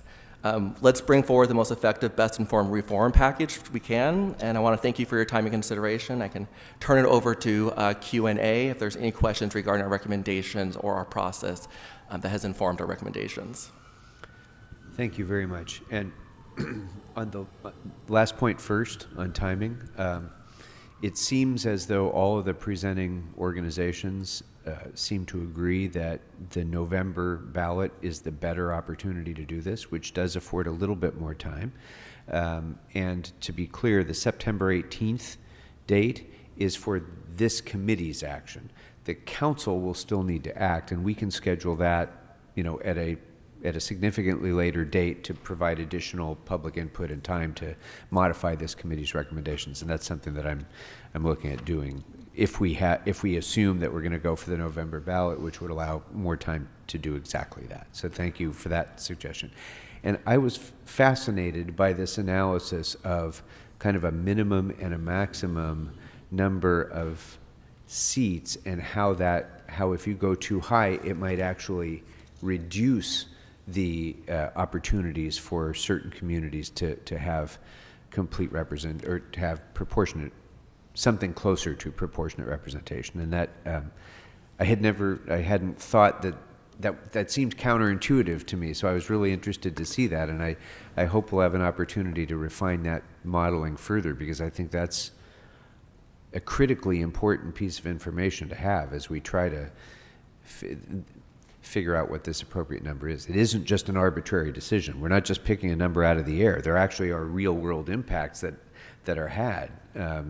Aside from the ratio of voters to council members, it also very much impacts where we land on that, very much impacts whether we improve or reduce certain communities' ability to have their voice heard in the council. So that was, I thought that was a very interesting thing that I wanted to learn much more about. Council members' questions for this panel? Mr. Blumenfield. I'll just say I really appreciate your comments about making the redistricting process more inclusive, and in terms of the setting the minimum number of meetings, language access. I appreciated that, and the qualifications for redistricting commissioners being expanded. I think those are really important points. So I appreciate you making those. And I was also thinking about some of the issues that you raised can be leveraged by our infrastructure too, not just the redistricting, but SHRED, CIFD, Rec and Parks. Like, how do we make those more connected? So I appreciated that, and I think there's a lot of relevancy there. And then in terms of process, I know you guys have had a lot of meetings. I wanted to talk. Have you been doing a lot of outreach in the San Fernando Valley as well? And how has that looked? Is that any different than what you hear on? Have you noticed differences in different parts of the city in terms of what people are saying and thinking? Yeah, so in terms of engagement with communities, so we have, in March, we held our first round of convenings. And so we were able to have 4 convenings, one in South LA, one in the East Side, one in San Fernando Valley, and one in the central area. And so for all of them, actually, there was a lot of alignment in terms of what residents were responding, because we set up questions regarding seat expansion and asking them, at the end of the day, whether it's going to be a whole bunch of districts, if it's going to be single-member districts, multi-member districts, what do you want to see at the end of the day in terms of council representation? And so I think across the board, folks really elevated the need, to have not just only someone that looks like them that comes from their community, right? But the fact that you have someone that's actually able to be effective in taking action, responsive to your needs. And so that was something that we asked, we also asked them, what do you think are the strengths and challenges? If we were to stay the same with 15 district members versus having maybe, more single member districts, or even multi-member districts, we introduced that concept. And so being able to hear a lot of the nuances from across the communities was really, really helpful. And even asking around Independent Redistricting Commission, right? What would it mean? What would it take to have the right people in place in the commission? What would it take for you to actually apply to be on the commission, or members of your community or your family? What would it take for you to participate in the redistricting process itself? And so I think across the board, because of the communities that we were able to organize, that we represent collectively from our partners, we got communities that are either monolingual Spanish speakers, monolingual, Korean, Vietnamese. We got communities that represented both youth, older folks, parents. We got folks the Latinx community, the Black community, and I think across the board there was a lot of shared kind of hopes and visions of what they would want to see for the redistricting process, of what they want to see for seat expansion. And I think across the board they elevated the same types of barriers. So if it's either, to be on the commission, what would it take for you to apply? One is the lack of information. We need to be really informed of what it takes, and you need to create an information that is relevant to me and my community, that speaks to me, and that makes me feel that I belong on the commission. Other things, like economic barriers, how are we able to apply to the commission, if I'm holding down 2 jobs? Like, how is it possible for me to take that role? Or for me to attend meetings, I have children. And so what we heard across the board were a lot of similar issues. And there wasn't anything that off the top of my head that I can think that was really, really distinct. I think a lot of concerns, in terms of just like the need of having more information. And in San Fernando Valley in particular, we had community folks that came out primarily, through Chirla, one of our partner organizations. And so we had a lot of folks that were immigrant, Spanish-speaking community that were able to speak to that. And so for this second round of convenings, we will have another convening in San Fernando Valley. And so we're currently doing a lot of the promotion and outreach to invite folks, and so that's going to be a space where we want to bring back community members that participated in that first round convening, but also extending it to others in that region to be able to participate. Thank you. And if you wanted to introduce yourself, for your name as well and your title.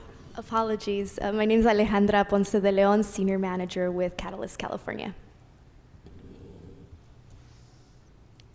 Other questions, members? Councilmember Hernandez. Thank you. And you answered a little bit about this, but just want to draw a little bit more out. Thank you, Council President. Through your research and community engagement, what have you found are the tangible outcomes that folks, the Angelinos, are expecting from expanding council? We talked a little bit about adding more numbers, but do people want more access to the representative, like they want to see us more? Or do they want better fulfillment of services, like more trash collection, not taking 7 years to fix a sidewalk? Or do they want to feel like their council member represents more specific community? I think you answered more of that last part, but did any of the other things pop up as well? I start off with the answer. I think it really, representation for folks means like better access to our democratic processes, to members, to meetings, to the decision making that you all are doing. And so like part of one of like the sub bullets of one of our recommendations within the equity framework is expanding neighborhood councils. And so giving folks more opportunity to have their voices heard as individuals, to the points you all were raising earlier in these processes. But it also means communities having the ability to elect representatives of their choice. And so that is racial, ethnic, impacted communities being able to elect representatives that understand their issues, that come from their communities, to your point. And so I think that is why we've kind of considered like what these ranges will do to different communities and how it will enable them to elect folks of their choice, but also just acknowledging that this definitely has to be coupled with a lot of different reforms that are really changing the structure of city council. And so expansion is partly increasing folks' access and increasing the ability to elect someone of their choice, but there are also other reforms needed as well that we're continuing to do research on. So. Great, thank you. Councilmember Rahman. I had a logistical question, which is that it sounds from the work that you did that you were able to get a lot of voices into the discussions that you had about these issues. And I'm curious about how you motivated people to come out and engage on issues. What was the process that you used? Did you partner with CBOs? Because I do think that the city can do a much better job of that. And I think modeling our outreach on what you're doing might be a useful one.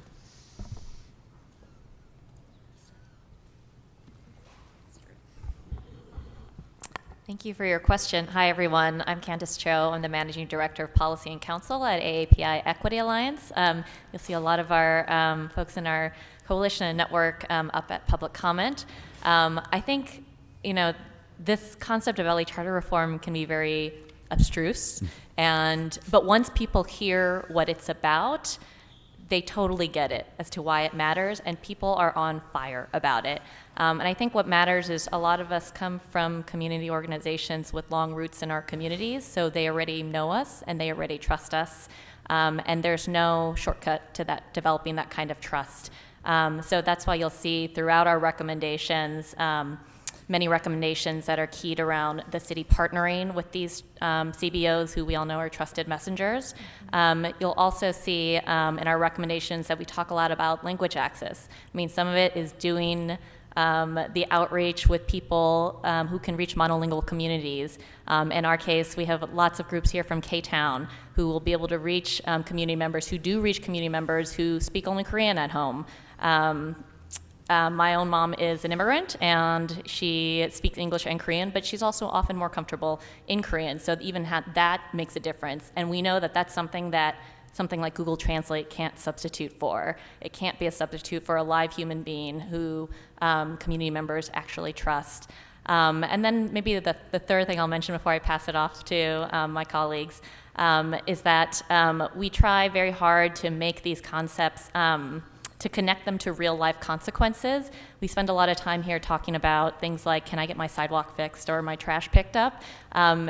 Ultimately, charter reform is connected to that, right? We know that that there are people in the bureaus who are responsible for trash pickup or picking sidewalks, but that those bureaus are funded by the LA City Council and managed by the LA Mayor, and that charter reform, who gets to draw the districts, how many districts there are, how well represented you are, connects to how does that council decide to spend the city's taxpayer dollars. So we try very hard to connect this with some real on the ground bread and butter issues that are really important to our community members. I would also add that some of it is just the simple logistics piece of it. So our convenings are structured in ways where they're on evenings, we have some on weekends, we have them all over the city so that folks have access to them. We also have a virtual one where we are initiating this conversation and trying to introduce the issues to them. So to Candace's point about really making the language accessible to folks and making the process and these meetings accessible to folks, because regular working folks aren't able to do a lot of things during the week or aren't able to do it during work hours. And Jeremy mentioned in the beginning, we'll have childcare at these meetings. We're having food, and so we're not just kind of coming in and extracting from the community and trying to just get information for them, but are also creating an environment of community where we're uplifting and showing them that you really have an ability to impact this process and to share what representation would mean for you and how we can kind of change this for you. So, Thank you. Councilmember Harris Dawson. Thank you, Council President, and thank you for this report that you all have done. I appreciate the voices that you bring to the front of the conversation. One question I had for you all, because I didn't see it, and I'm wondering how it happened or if it happened at all in your discussion, or if it was a driver. Part of what's got the city council and this committee to the place where it is, and Los Angeles' civic leadership to the place at looking at these questions, is corruption in this body. Did that come up for the folks that you were talking about? How deeply felt was it? How did they feel like this conversation related to that?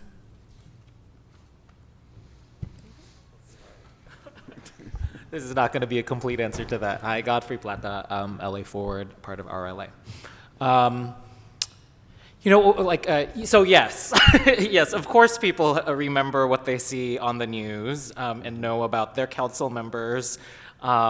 It's definitely top of mind for folks as they're thinking about how they're represented. In fact, it's one of the reasons, it's not a big discussion in this particular circle today, but one of the things that happened in RLA spaces was a discussion of multi-member configurations of single-member districts where there's more than one representative for a particular district, for example. And that was really interesting for folks because they knew what could happen in any particular district at any time with individuals who might behave in ways that then are illegal, et cetera. So it did come up. I think it is part of the reason why people don't think there's a silver bullet to expansion of single member seats. It is, people are seeing a need to be more closely represented and are fans of single member expansion and additional reforms, as you've heard in multiple ways today. So I think that is definitely a part of this conversation as well. Would folks bring up anything else?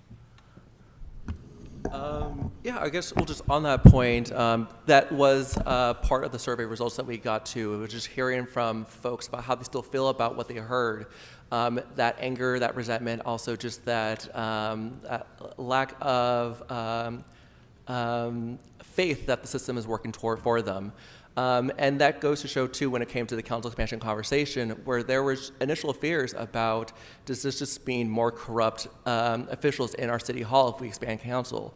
And that is a real concern that we had to talk through with residents and make sure that that is why we started talking about what could be supplementary reforms that go in terms of ensuring that this process is rethinking and reimagining the role of a council member, where it seems more as a cooperative relationship with residents rather than a kind of hierarchical relationship where they are unable to meet with their council members or they are unable to get services done because they are unaware of the process. So demystifying some of the processes that we have, as well as ensuring that this is only one step of creating a more equitable Los Angeles for all, has really been what we picked up from the survey responses, as well as the in-person convenings. And we imagine that we're going to have a lot of these similar kind of concerns brought up in our summer convenings. And so we'll continue to talk through these and try to think through what is going to be the best way, because we want this to be an ongoing conversation. And we understand that this is going to potentially be a campaign if it does get on the ballot. And so we want to make sure that we're thinking long-term of what engagement looks like with our community residents to ensure that we have success. Thank you so much. You didn't say this, but you piqued my interest, and so I want to ask it directly. Based on where you had the meetings, you were in parts of town where people effectively went without a council member for some time over the last, I don't know, let's call it 4 years, which is interesting. I hadn't thought about that until you just raised it. And so is what you're articulating that people like the idea of multi-member because they spent some time without anyone representing them on the council? I think that it has come up definitely in so I live in Koreatown, which is Council District 10, and so we've been in the news a lot, as have other districts. And so yeah, yes, that has come up. The thing that I remember, because at the Koreatown one, I remember sitting at a table and someone next to me reacting to this idea of multi-member. Like, it's a new idea for most of us, right? The person was just like, oh, that's really great because sometimes you don't see eye to eye with whoever's representing you, and it'd be great to have another person to go to who also knows my neighborhood and who also knows our community. That was like the pervasive feeling around multi-member. Which, of course, again, is not a large conversation, but in the academic conversation, this idea of like the regional at large or at large in general, having other people to go to felt like a theme. And I think related to that, I think in terms of like having multi-member districts, I think what made it interesting for folks was the idea that you could actually have, council members that maybe, as Godfrey was saying, like come from that neighborhood, because the districts can be really big. If you have the same number of districts, within the districts, there's a lot of differences. But if you have representation of multiple communities, then you're able to have greater representation across the board. And having opportunity to even know, like, oh, this is the council member that potentially can really champion these particular issues, while the other council member really champions this other stuff. But I think there were still questions of, like, but how does the role look like? You know, like, how do they both each have voting power? You know, do they share it? Do they share the same staff? So I think there's the opportunity to introduce this concept was really helpful, just to get folks to think about it, like outside the box of like, what more can this look like? How else can we structure it? And again, to the question of Councilmember Hernandez, you know, do you want more representation? Do you want more services? Do you want more? What is it that you really want at the end of the day? And I would say for community, it's all of the above. We want to have representation that is one representative descriptively, like you can see someone that you identify with, that you have a shared background with, but that's not enough, because sometimes they look like you, but they may not represent your interest or your values. And so substantive representation is going to be essential. And then not only that, do you share your values, but are you effective in producing policy as a council member? And so it's like all of these dimensions of representation that were really critical and really resonated with community. And I know a question is like, is this concept very abstract, very challenging? It is, but when you take the time to actually engage residents and have a conversation where you remove the jargon and really speak to and connect it to their lived experiences, it actually gets folks excited to think about what is possible and what could this look like. So folks at the end of all of our convenings left pumped, excited, motivated, and just wanting to look forward to what will come from what we're recommending, from what we were developing collectively, and what gets to be put in place. Thank you. Anything else, members? All right, well, thank you very much for your presentation. More importantly, thank you for all of the work that you've put in, and really to Councilmember Rahman's point, especially to not only bringing your subject matter expertise and all of the years of work and advocacy of each of your organizations to this coalition, but also these convenings have been a critical piece of this, and having that opportunity for people to hear new ideas and thoughts and comment on them and weigh and shape them is going to be very important in not only in the outcome of our work, but also in whether we produce work that's going to be acceptable to the majority of the voters in Los Angeles when this goes on the ballot too. So for all of those reasons, this has been really important work, and we thank you for it.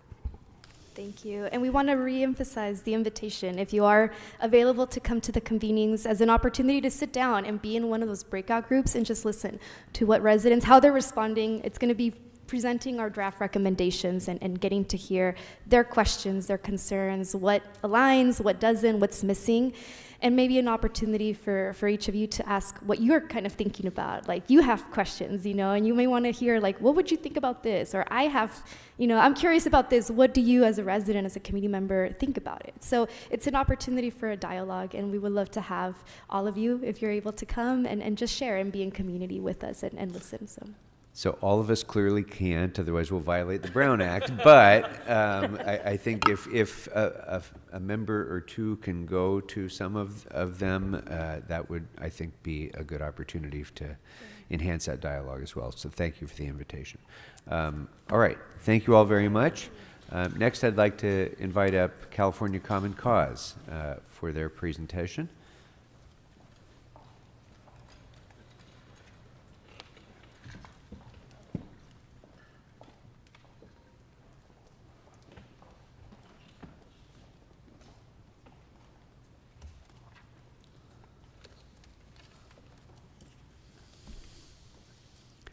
Good afternoon, and thank you for your patience.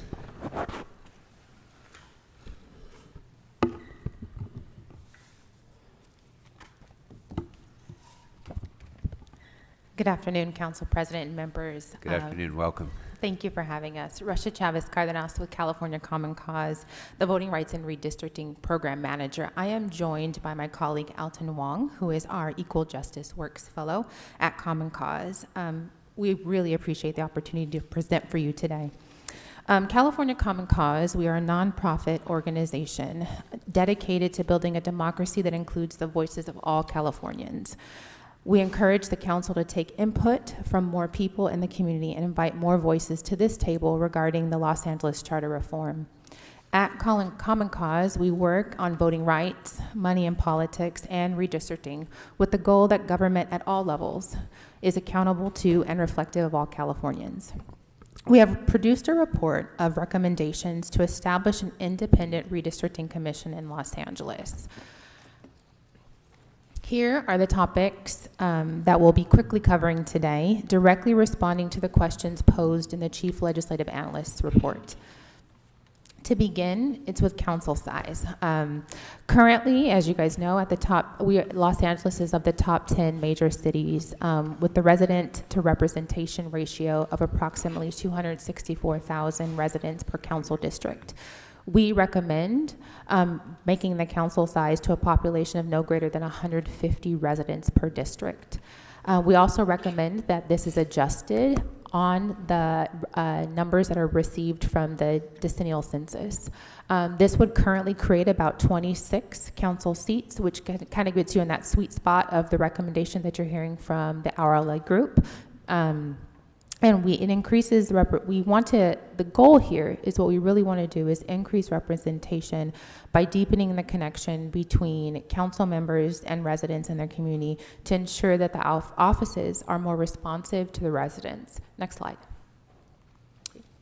Thank you, council members, for having us. Alton Wong again with Common Cause. One of the key things that was mentioned in the CLA's report that we want to uplift here is the need of having a clear commission purpose and specifying what that purpose is. We believe that this could guide the commission's work, and most critically, it could provide protection for the commission. The reason why this is the case is because we would suggest that it is included that any changes that would be made to after the creation of an independent redistricting commission, that any changes can only be made in furtherance of the purpose of an independent redistricting commission. So we wouldn't have a new independent commission established, for example, in this coming cycle, and then have anything moved backwards in time in a future rendition of this council, or of course with anything else on the charter that may be on the changes to the charter. So safeguarding the commission is really an important piece that we believe that the purpose could serve. Our report that has been provided to all of you does detail some of those purposes that we think are important, to include everything ranging from things like ensuring that there's integrity, fairness, and transparency in the commission process, but also things making very clear that this process must be clear from partisan or political influence, amongst a few others in our report. We recommend that the commission be seated for 10 years in the case that there are changes that need to be made, or if there is litigation. We believe that it's easier to have the commissioners on hand and call them back in instead of reseating an entire commission to handle those procedural issues that may arise. We also recommend that the commission have the full and complete authority to adopt final maps to ensure independence. Further, we recommend that the commission start early and that the commission selection process begin in years ending in 8, and that commissioners are seated in years ending in 9. This is to ensure that the commission has enough time to complete its work and to allow for ample public participation. When it comes to the actual candidates that would be potentially serving as commissioners, we believe that there are key qualifications and disqualifications that are necessary to ensure the independence of an independent redistricting commission. First, we recognize that there may be some minimum requirements that can help ensure that there is some commitment to the city by the serving commissioners, although we recognize that this recommendation of our own may evolve as we hear from more folks as to how we can ensure that this commission is more representative of all Angelenos. But we also want to emphasize that the state elections code, specifically in section 23003, that lists the disqualifications criteria, is the baseline that should be considered by this body when you guys begin this conversation. These includes things such as ensuring that candidates that want to serve as commissioners in the last 8 years have not themselves served as candidates for elective office, office ensures all those other critical provisions to ensure independence are included in that process. So that is a baseline for us. Next, we believe there needs to be clear restrictions on during and after service for commissioners. This includes, of course, when you are a commissioner, you should not be able to endorse to work for a candidate for city office, but it also includes critically that after a map is adopted, that no commissioner can run for those lines in which they had a hand in drawing. We believe that that would be a clear conflict of interest if they were allowed to do so. These kinds of pre- and post-service restrictions will also help ensure the independence of the body's work. And finally, one thing we want to emphasize when it comes to the independence of this the commission, is that all ex parte communications between a commissioner and an individual or organization regarding redistricting matters outside of a public meeting must be prohibited. We have asterisks when it comes to redistricting matters because we want to recognize that the state's redistricting commission in this last cycle has been interpreted to mean the actual drawing of lines, and it should not preclude the need for public engagement, for educational presentations, and other things that may be assets to the commission as they continue their work.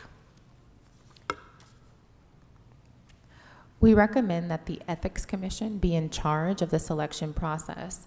Although the mayor and the city council confirms the appointment of each commissioner that's on the Ethics Commission, the purpose of the Ethics Commission is to serve the city, preserve public trust, and foster public confidence in city government and elections.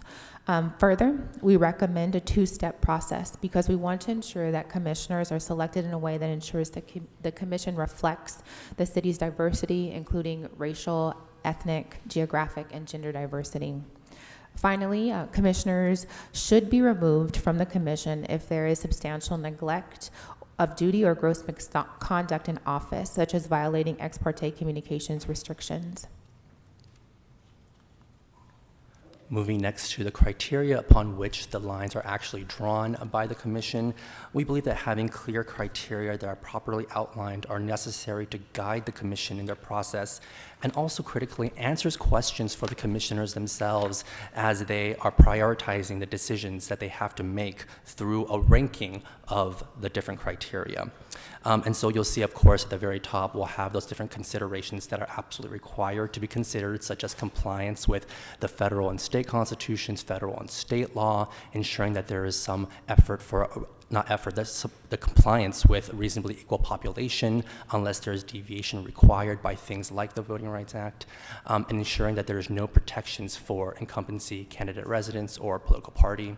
And with the remaining criteria that may require a little bit of balancing, we believe in ranking these criteria with contiguity and preserving communities of interest at the very top. And critically for us, the need to prioritize communities of interest and having a clear definition for communities of interest will really aid not just the commission, but also community members as they engage the commission in providing feedback. We have a pretty broad definition of a communities of interest, a detailed one as well in our report. I want to highlight that communities of interest may go to things like policy concerns as it has to do with public health or education. It also may have to do with access to city and social services that may be top of mind for community members. Of course, it could go to things like the structure of neighborhoods and neighborhood councils or other access to other resources that are important to community members. And finally, we want to end on talking about the need of having open public meetings with adequate public input taken by this commission. We believe that things have to be translated, public documents have to be translated that are used for public education in a variety of languages. In our report, we recommend not just the Federal Voting Rights Act's requirements, but also those requirements under the State Elections Code. We believe the need of having a very strong accessibility plan to make sure that meetings are actually accessible for all Angelenos. And we want to make sure there are at least a minimum number of hearings in each phase of the commission process. We have some numbers here for you, 10 hearings before even beginning the drawing of the maps. This is where things like communities of interest can be considered. Not only then, of course, but where it could be begun. At least 15 during the process of actually considering potential draft maps, and at least 3 more hearings before a final map is actually adopted. to consider that final map. We believe it's really important for the commission to be able to accept public comment, not just in person live at a meeting hearing, but also remotely in ways that are live in real time. And we believe that there needs to be a number of hearings that are on during evenings and also on weekends to ensure that we can reach Angelenos that may not be able to be available because of work and other requirements. And with that, we're happy to take any questions that you may have. Very good. Thank you. Members, questions for Common Cause?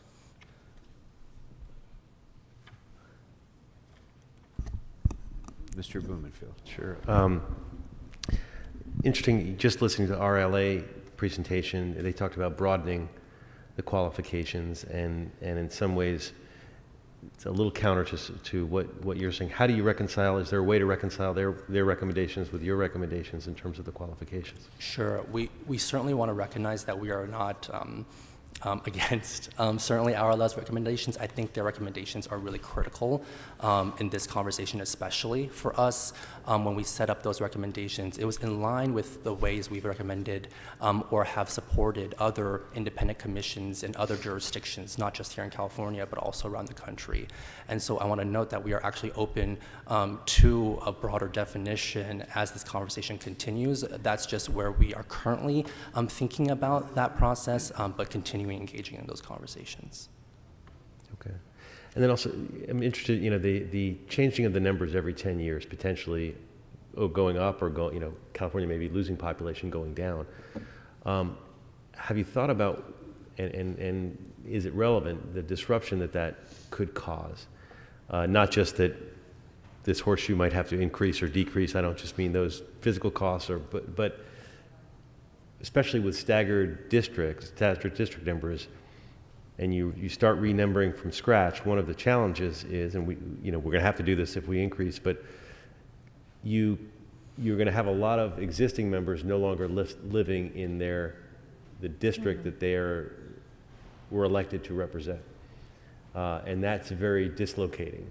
It came up a little bit in this last redistricting. We kind of fixed some of that because the council did have a hand in it and was able to consider factors that you want not considered, specifically where people live and the anything having to do with the existing incumbents.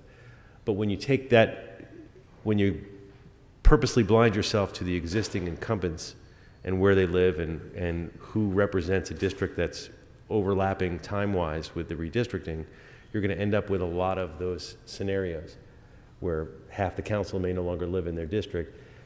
How does that, is that relevant? Is that a problem in your view from a disruptive, and how do we handle that?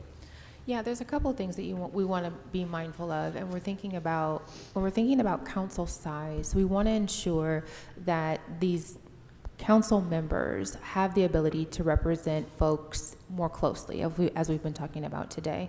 And the other thing that comes to mind when we're having this conversation is I'm thinking about the individuals who say they got moved into a different district and they would have to vote in different cycles, right? And so we want to also prevent is individuals and individuals who don't get a vote that year, a deferral vote. And so those are issues that are being considered as part of this recommendation. The one thing that we also have to keep in mind is that although the demographics change, they have been changing on the margins. And so when we're saying 150 approximately, we're not saying that you need to stick to this specific identical number, but you want to keep an idea, and the council wants to think of when we're setting up an independent redistricting commission and we're thinking about how we want to have council representation, what does that representation look like, and what does that quote unquote proportional representation look like for the individuals, and how is that going to turn into political voice where individuals are empowered and have the voice and feel like they can engage in the political process. And so when you raise your question, the first thing that I thought of was, think about the individuals who may get moved, right? And think about, we don't want to have a situation where we're getting folks and have a vote deferral. We have a number of individuals who study this at our organization And what I would like to do is take that question back to them to provide you the really good technical answer, because we do have a number of folks in our office who can bring that forth to you. And but I wanted to raise here, while the question was posed, is that idea of a vote deferral, and that's something that we would not want to see in this type of scenario. A vote deferral, and also similarly, the voter choice. You know, the voters choose a candidate, and then redistricting happens, and then their choice is no longer available to them. So it's a flip side of the same coin. Same thing. I would just also quickly add on that point, I think there are models that we could consider that would not entirely alleviate that kind of the full part of the concern without deeper research into that question.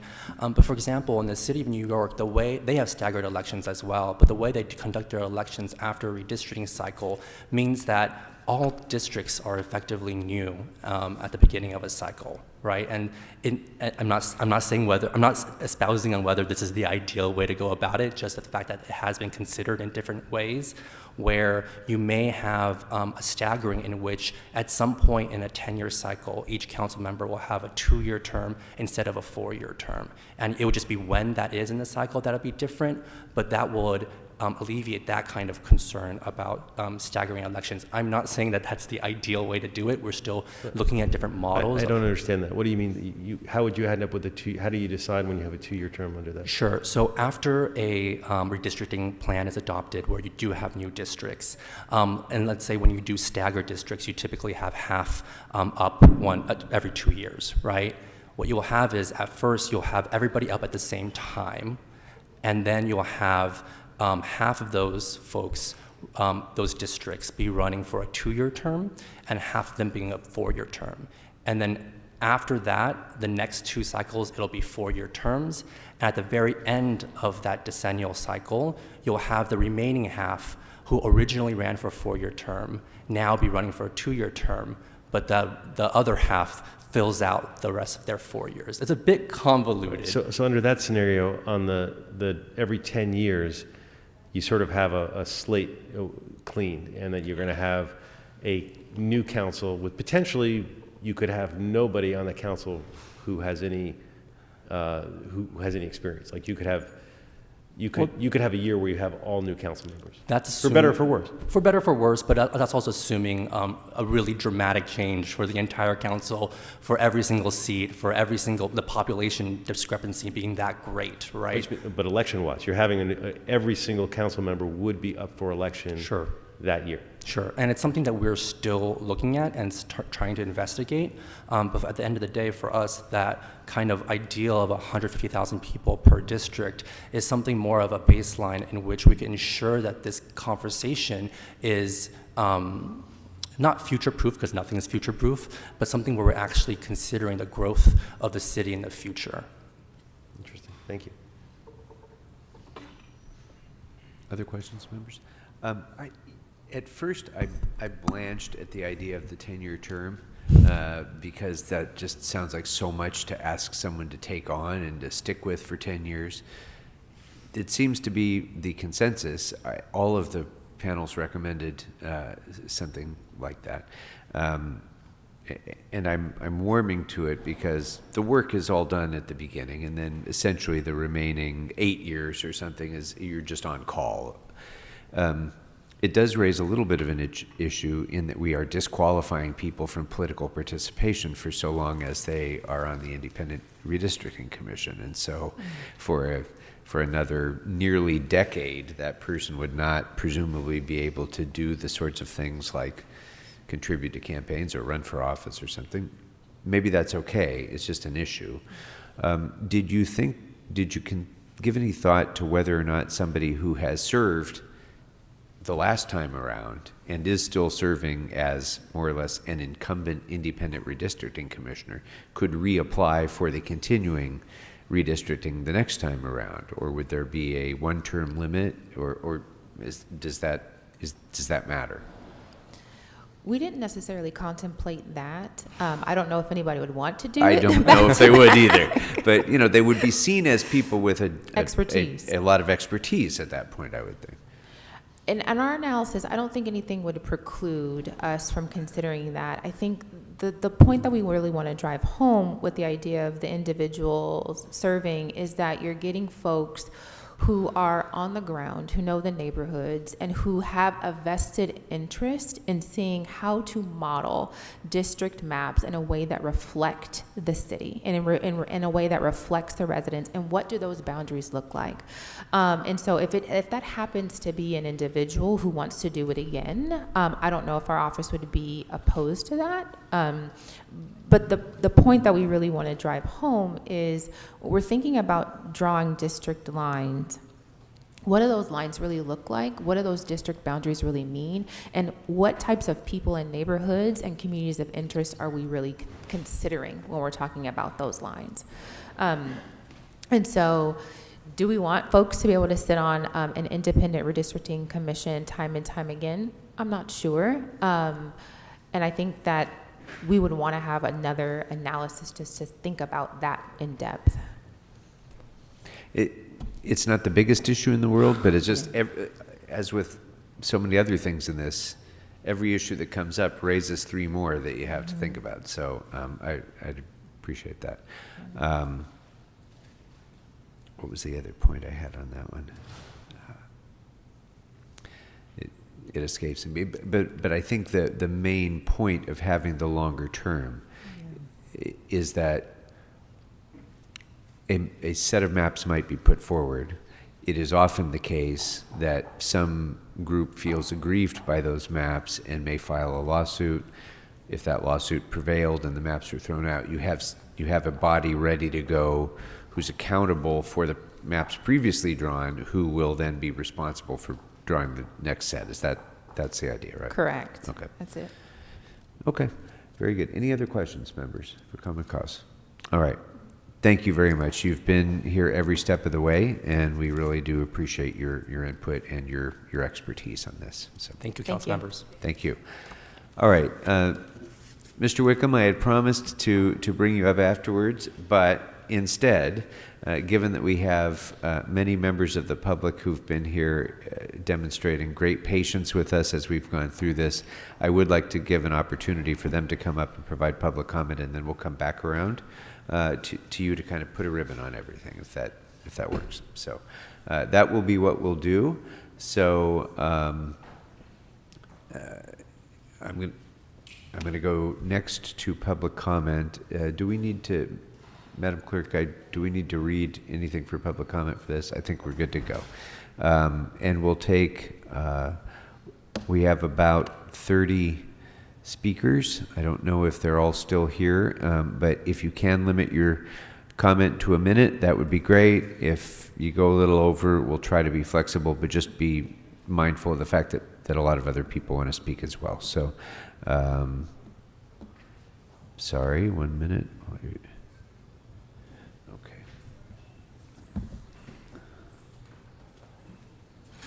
Okay, so I'm going to call a number of names, and as I call your name, if you could make your way to the your left-hand side of the chamber, and our sergeant will guide you up to the podium. Angel Yuan, Candace Cho, Clara Solis, Kobe Nguyen, and Amina Thompson, please.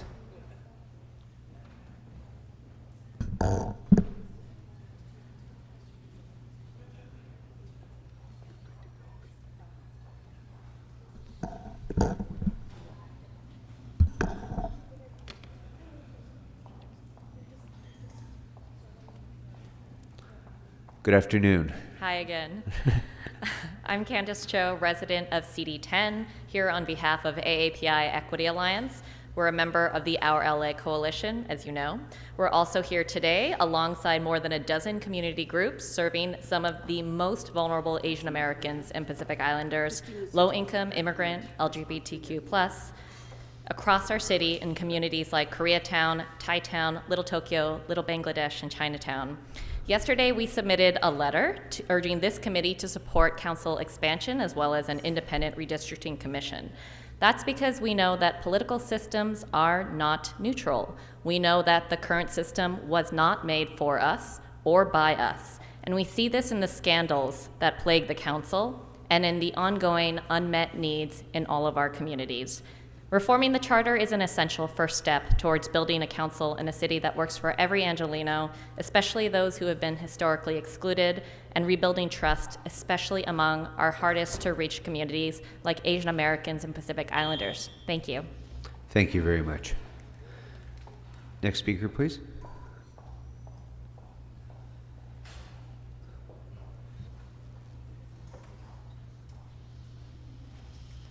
Good afternoon.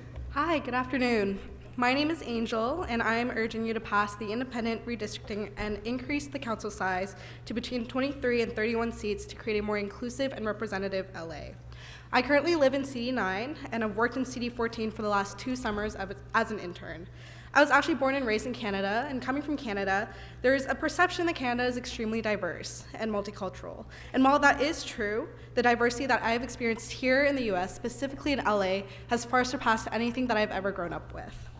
I want to continue to work and live in the community as diverse as LA, and I think it is crucial that not only do our elected officials reflect the diversity of its constituents, but the voices of our communities are fairly considered when making decisions in government.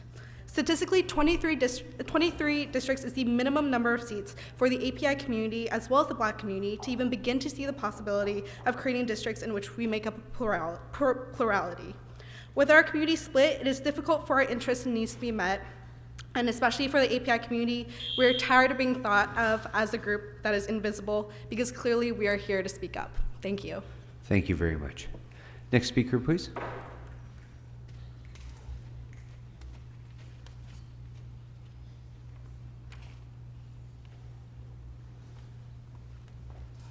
Hi, my name is Clara Solis, and I'm with the Historic Highland Park Neighborhood Council.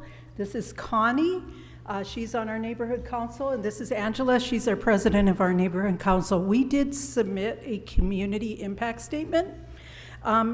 We are strongly opposed to the proposal for 4 at-large seats. All seats should be by district. At-large seats in Los Angeles have a long history of favoring candidates who are not representative of communities of color. At-large elections will favor high-propensity voters who already have more of a voice in city elections. We support an independent redistricting commission. The redistricting commission's decision should not be advisory. An advisory commission where politicians ultimately make the decisions has led to the commission's recommendations being ignored. Commission members should not be elected officials and should not be appointed by elected officials.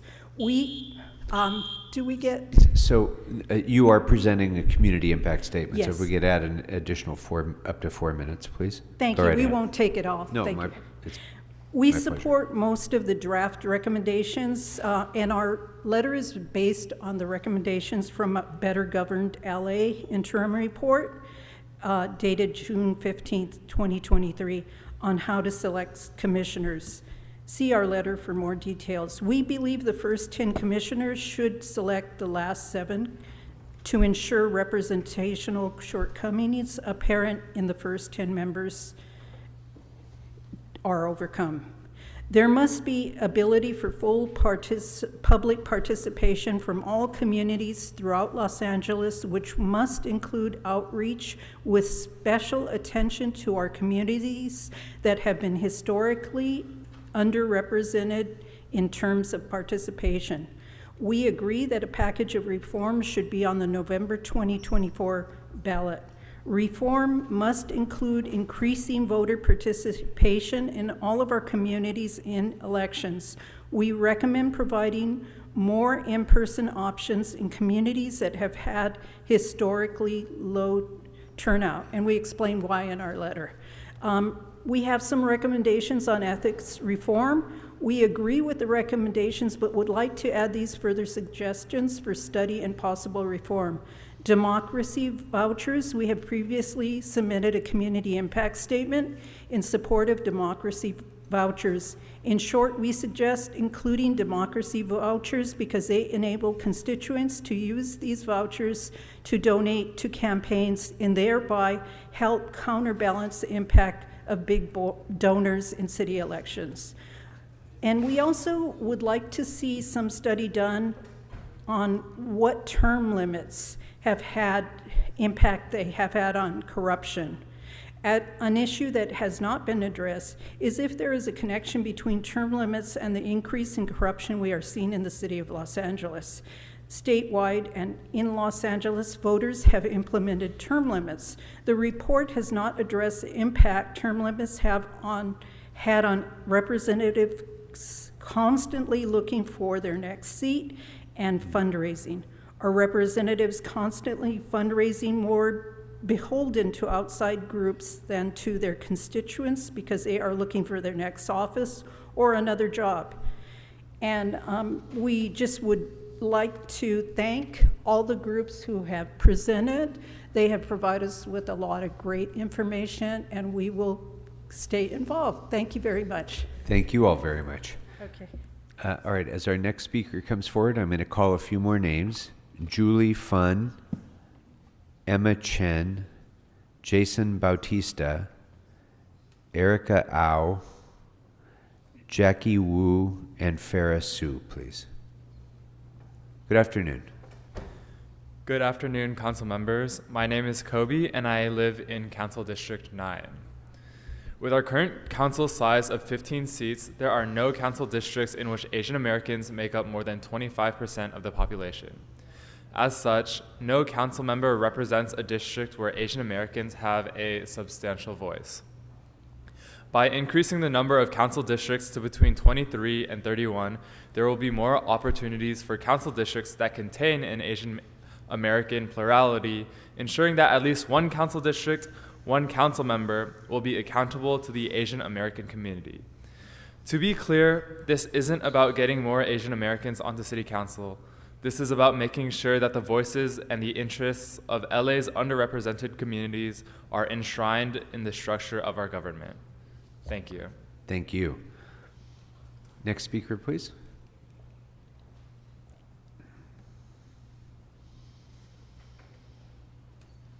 Good afternoon. Good afternoon. Good afternoon, council members. My name is Dr. Julie Fun, faculty member in the Second College of Ethnic Studies in the nation.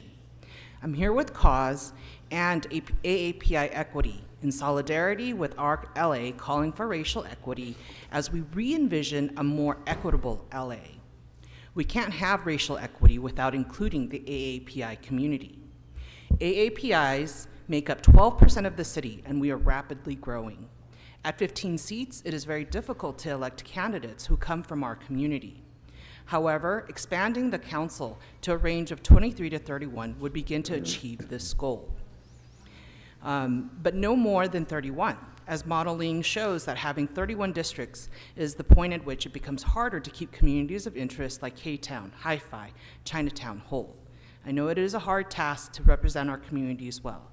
It is a hard task to make LA more accessible, but that doesn't mean it shouldn't be done. Thank you. Thank you. Next speaker, please. Hello, my name is Emina Thompson. I am 9 years old. I am Black, Asian, and Indigenous. I am here mostly to listen, but to also ask for more seats so all of my communities are represented. Thank you. Thank you. Thank you for letting your voice be heard. Next speaker, please.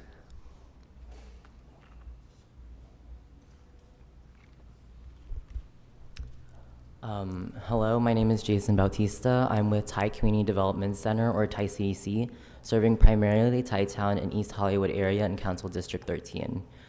We stand here with our coalition partners at RLA calling for racial equity as we re-envision aspects of our city's charter. To consider the Thai community, it is a very unique enclave in East Hollywood at around 33,000, considered also the largest numbers of Thais outside of Thailand.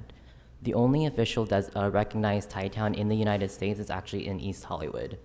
Our community has a specific set of needs that can have a better chance of being met if there is an expansion of the council to a suffice number of seats. Right now, there is no districts in which Thais or even APIs make up more than 25% of voters, making it difficult to elect candidates who are from our community. Studies by RLA and Fair Up LA shows that expanding the council to a range of 23 to 31 will begin to achieve the goal of equitable representation. Therefore, I kindly urge the council to please pass independent redistricting and increase the council size between 23 to 31 seats to create more equitable and representative Los Angeles. Thank you. Thank you. Next speaker, please.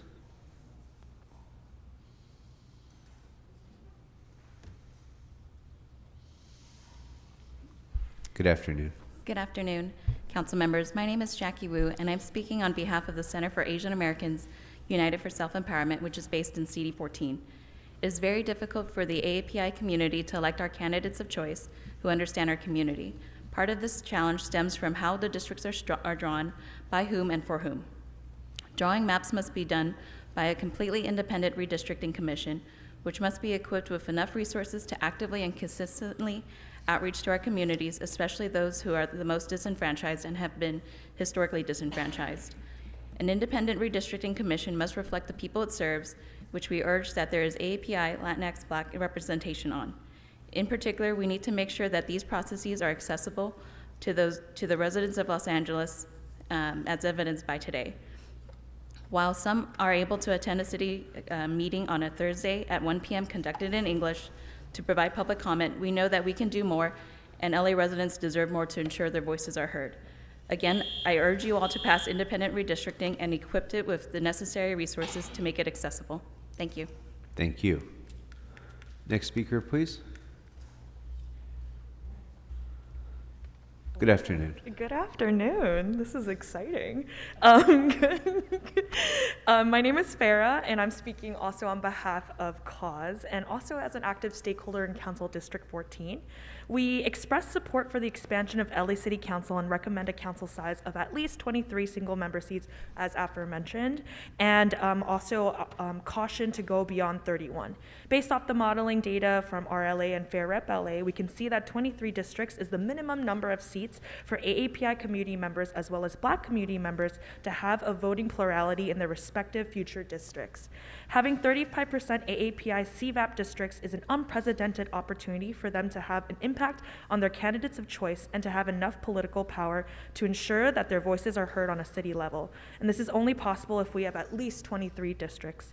Expanding LA City Council is an empowering step for all LA stakeholders, especially those who are currently underrepresented, like the AAPI community.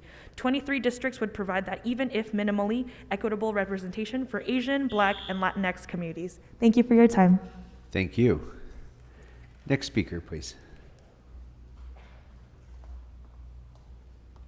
Good afternoon. Good afternoon. Hi, my name is Emma, and I live in Council District 5. Today, each council member represents about 260,000 residents, and this makes it really hard for our council members to be accessible to many of the minority communities that they serve. Specifically for Asian American communities with 15 seats, there are no districts in which APIs make up more than 25% of the voters, thus making it very difficult to elect candidates who come from our community or to have the political power to have the ear of candidates and council members. To be clear, this is not simply about having more Asian Americans on city council. This is about expanding the number of council districts to ensure API pluralities that force all council members and future candidates to be accountable and attentive to our communities. Expanding the size of the council, along with the implementation of an independent redistricting committee, effectively places voting power and the possibility of intentional representation back with the will of the people. Thank you. Thank you. And as our next speaker is coming forward, I'm going to call out a few more names. Lionel Maras, Nancy Yap, Nikolai Eitner, Rob Kwan, Olivia Sieve, and Sheng Jiao Yu. Good afternoon. Good afternoon, council members. My name is Erica Au. I'm a college student. I'm a constituent of District 9 and an intern working in District 14. I'm urging you to listen to the various community organizers before me and increase the number of single-member districts to 23. Cause's poll data shows that all ethnicities are in favor of expanding city council size. So I'm asking not solely with the intention of advancing the AAPI community, but with the hope that all communities of color feel empowered in their voting capacity and leadership in plurality districts. Increasing to 23 seats will effectively subtract 90,000 people per district, leading to more intimate representation. Making voting more accessible by creating racial plurality districts will honor voting rights sentiments that are embedded into the spirit of LA local government. So let this be an opportunity to empower community voices. These improvements can be fostered only after this committee takes into consideration our suggestions and the council shares a proposal that benefits my community and other marginalized communities. I'm optimistic that my generation's efforts will be reflected in future policies. Thank you for your time. Thank you. Next speaker, please.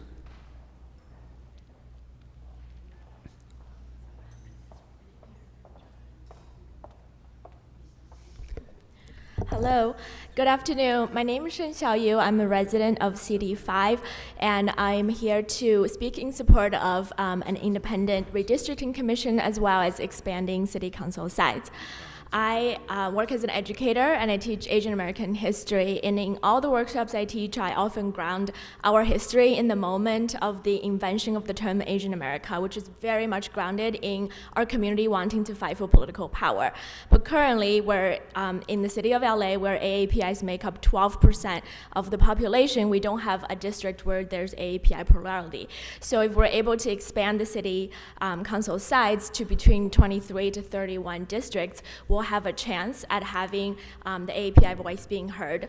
And I'm also here to fight not just on behalf of our AAPI communities, but for with the expansion, we're able to also get more representation opportunities for the Black and Latina communities as well, where all of us are working together to build grassroots power. So thank you. Thank you. And I'm sorry, can you tell me your name again, please?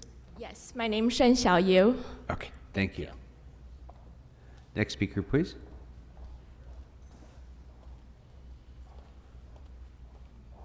Good afternoon. Good afternoon. My name is Olivia. I live in CD5, and I'm here as a member of CAUSE, speaking as an individual. The current size of the Los Angeles City Council was decided by voters in 1925, when Los Angeles was notably less equitable, diverse, and populated. We have a unique opportunity to reimagine our council districts and restore political power to those left out. Council expansion between 23 to 31 council districts can be a first step towards a more racially and economically equitable Los Angeles for all. This is important to me because growing up between Los Angeles and Orange County, I've seen how much the greater cultural diversity in Los Angeles enriches the city. I grew up hearing debates between my white father and Asian mother. Their different backgrounds gave them wholly different values and political interests. In order to garner public engagement among those who have been traditionally disenfranchised, it is crucial that we uplift the voices of people of color by redistricting to better highlight their perspectives. Thank you. Thank you. Next speaker, please.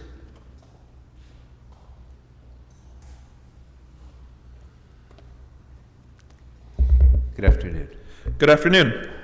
My name is Nikolai. I am speaking today on my own behalf in order to uplift the recommendations of the Fair Rep LA Coalition, a coalition that this committee decided to prohibit from presenting today, along with the AAPI Equity Alliance. Nonetheless, the coalition's recommendations have been emailed to each of the members of this committee, have been sent to the relevant council file, and our 28 recommendations are available on the coalition's website at fairrepla.com. I would like to highlight the first recommendation made by the coalition. I have attended every meeting of this committee this year and have always demanded a remote public comment option, which would allow the residents of this city to engage with the charter reform process, even if they are unable to dedicate multiple hours in the middle of the weekday in order to travel to City Hall. I am proud to tell you that the demand is now unanimously echoed by the Fair Rep LA Coalition. If you want the public to trust you, if you want the public to engage with this reform process, the bare minimum is to allow those Angelinos an opportunity to speak. Also, for the record, the city that uses regional at-large in the U.S. is Jacksonville. Thank you. Next speaker, please.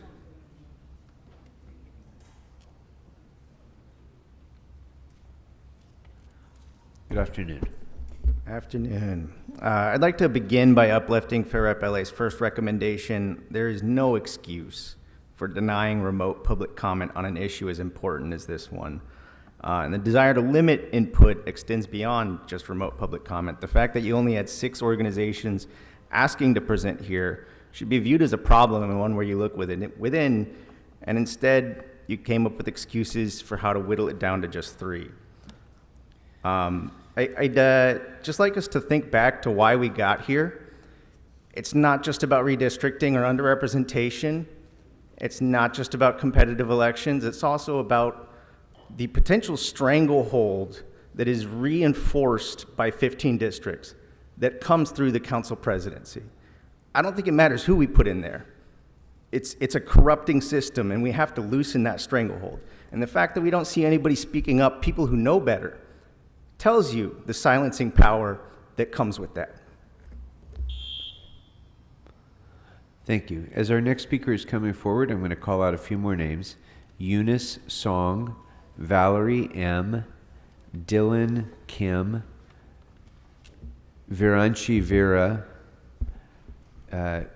just D-U, William Chow, Cynthia Chakalingam, sorry, and Carolina Goodman, please. Good afternoon. Good afternoon, council members. Thank you for creating space for our communities to share our perspectives, and thank you to everyone who has done so much work on this issue.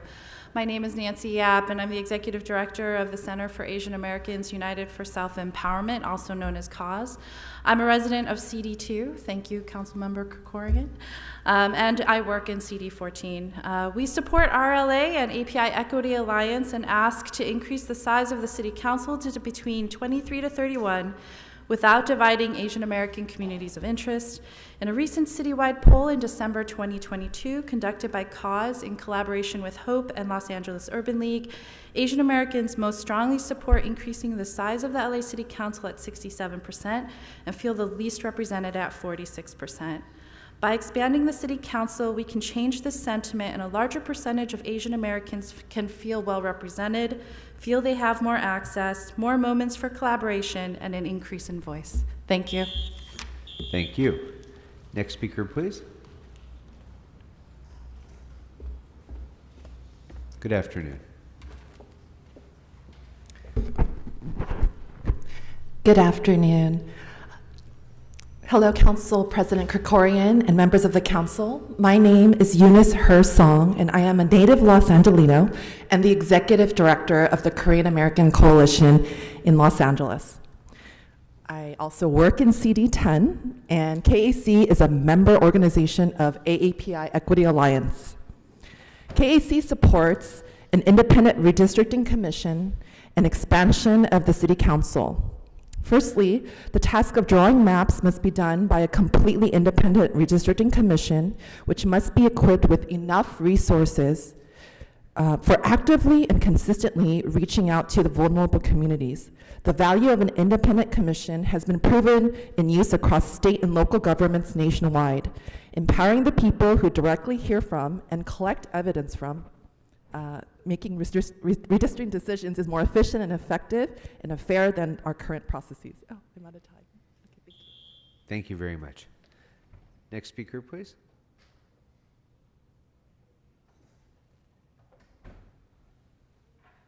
Good afternoon. Good afternoon. Hello, my name's Valerie, and I'm here with the Fair Rep LA Coalition, and I wanted to uplift recommendation number 2, that the ad hoc Government Reform Committee must take immediate steps to ensure City Council is prepared to vote this November to submit appropriate ethics charter reforms for voter consideration on the March 2024 ballot.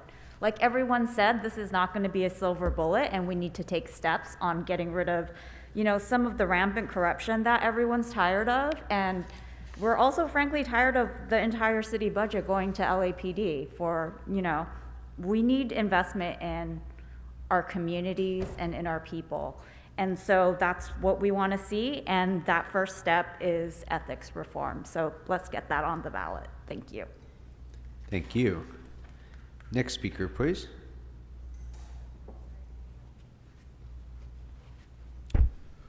Good afternoon. My name is Dylan, and I am from the nonprofit Next Gen Advocates.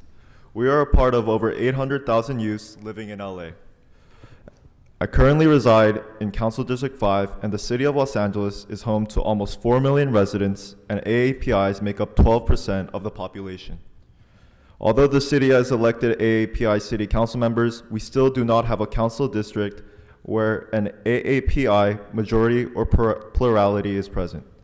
This is a problematic issue and to ensuring the needs of our community. Therefore, I strongly urge this committee to support the creation of an independent redistricting commission and expansion of city council between 23 to 31 districts. Thank you. Thank you. Next speaker, please.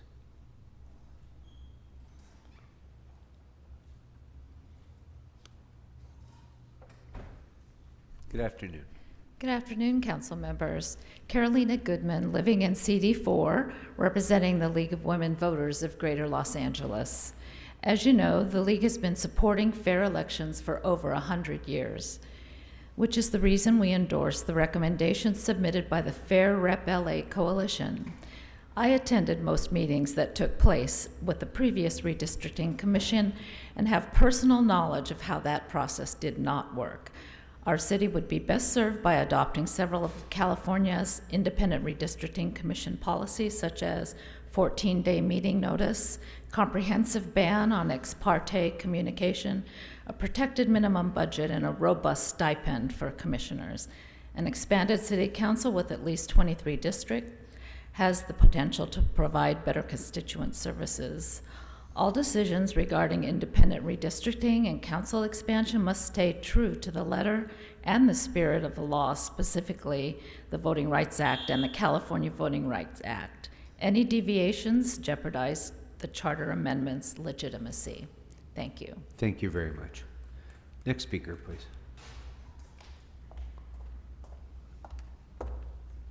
Hello. Good afternoon, council members. My name is Varanshi Vira, and I live in Council District 5, and I am a high school intern with CAUSE, here to speak on behalf of myself in support of the council expansion to between 23 to 31 council districts. The API community is rapidly growing, currently making up 12% of the city population. But remaining at 15 seats, there are no districts in which APIs make up more than 25% of the voters, making it very difficult to elect candidates who come from our community. An elected candidate from a district with API plurality would allow for API interests to be properly addressed. This is important to me because as a young API resident, more API candidates being elected for office would grant me and other APIs in LA the opportunity for our concerns to be represented appropriately. Please pass independent redistricting and increase council size to between 23 to 31 seats to create a more equitable and representative LA. Thank you for your time. Thank you. Next speaker, please.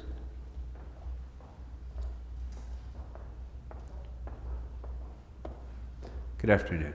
Good afternoon. My name is Cynthia, and I primarily work in CD Council 13. I'm here with South Asian Network. We stand here with our coalition partners at Our LA calling for racial equity as we re-envision aspects of our city's charter. And we can't have racial equity without considering the API community. APIs are a rapidly growing community, yet there's no district in which APIs make up more than a quarter of the voters. We've worked with Our LA and Fair Rep LA to study modeling that shows that expanding the council to a range of 23 to 31 would begin to achieve this goal. This is so important to us at South Asian Network because we've recently opened a new office in Little Bangladesh and we're overwhelmed with clients day after day and so many people knocking on our doors. So we now echo what was earlier said, that the purpose of this city council is to pass legislation and to create new policies. We are searching for policies that best represent our community and are able to support our clients for the services that they require and are yet to actually achieve and be able to have from this city council. Thank you. Thank you. And as our next speaker is coming up, I'm going to call a few more names. Godfrey Plata, Rick Taylor, Heather Bune, Maria Villamil, Helen Kim, Logan Bune, James An, and Justin Lee, please. Good afternoon. Good afternoon, Council. Sorry. My name is William Chow, and I'm a student at UCLA, and I live in Council District 5. I'm here with the AAPI Equity Alliance. First, I want to express gratitude to Councilmember Rahman for representing the AAPI community. Our Los Angeles district should have a higher percentage of Asian Americans, Latinos, and Black individuals within these districts so people have more agency in who represents us. Adding more districts is crucial because people of color will be able to make up a more critical mass of 35%, which means our elected officials will have a stronger idea of issues that affect our community. Our communities are split up in the current makeup of our districts, so even though we have representation on council and we appreciate it, it doesn't necessarily mean our interests are being heard in legislation. The current size of Los Angeles City Council was decided by voters in 1925, when LA was noticeably less equitable, diverse, and populated. Today, we have a unique opportunity to change the makeup and size of our council districts in order to imbue political power to those left out. Thank you very much. Thank you. Next speaker, please. Hi again, Godfrey. He, him is. I want to use my time to dive deeper into one of the points you're hearing over and over today, which is to stay at 15 districts limits the possibility of AAPI populations from being able to exercise our power. And this is a point that we were able to talk with Councilmember Hutt yesterday, actually. Many have wanted to figure out, reasonably so, where we would feel pain points at different levels of seat expansion. And it occurred to me the need to remember the same question about staying at 15.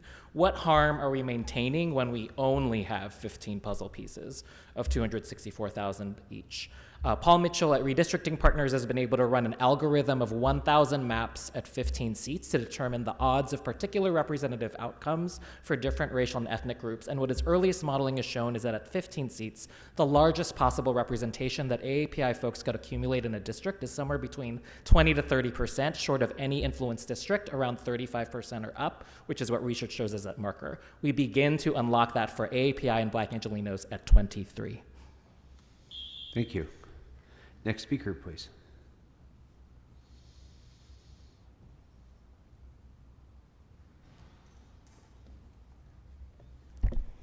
Good afternoon. Before I get started, I just wanted to highlight AAPI Equity Alliance and some of the work that Godfrey has done. They really brought this issue to the forefront of the AAPI community, and just wanted to highlight that.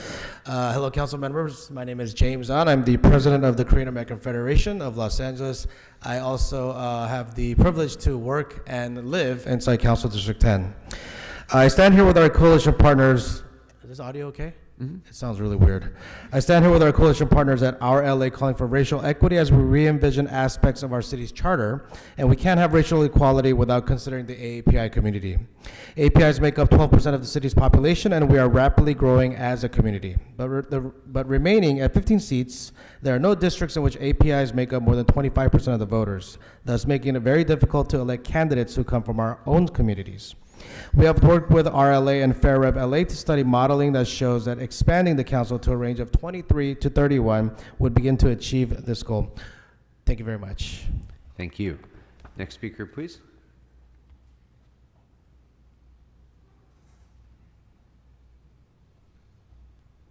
Good afternoon. Good afternoon. My name is Heather Bien, and I'm a part of the Next Generation Advocates program, as well as a member of the Koreatown community. And I'm standing here today to ask this committee to make systematic changes to an imperfect system where many are left behind. The current city council structure is outdated and does not equitably represent the needs of our community. There are no city council districts with an AAPI majority or plurality. However, all other communities have one or more. I strongly urge this committee to support the expansion of city council between 23 to 31 districts, effective 2026. Thank you. Thank you. Next speaker, please. Hello. Good afternoon, everyone. My name is Justin Lee, and I'm a member of the nonprofit Next Generation Advocates. I'm a resident of District 5, and I'm here to speak for the AAPI community. I respectfully ask this committee to support the creation of an independent redistricting commission and expand city council between 23 to 31. AAPIs make up around 12% of the city's population, and we are the fastest growing ethnic group across the country. However, there are no council districts in which AAPIs make up more than 25% of the voters. Representation matters, and we ask that you make meaningful reform to ensure equitable representation for us all. Thank you. Thank you. Next speaker, please.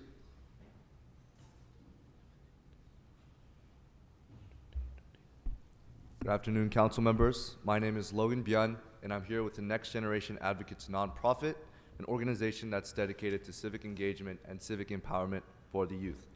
As one of the more than 800,000 youth constituents in the city of Los Angeles and a member of the Koreatown community, I'm here to urge the council members to support the development of an independent redistricting commission and expand the size of city council to a range of between 23 to 31 council districts.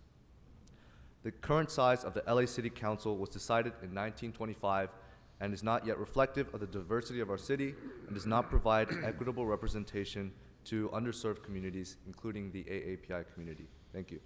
I'm sorry, can you tell me your name again, please? Yes, it's Logan Byun. Thank you very much.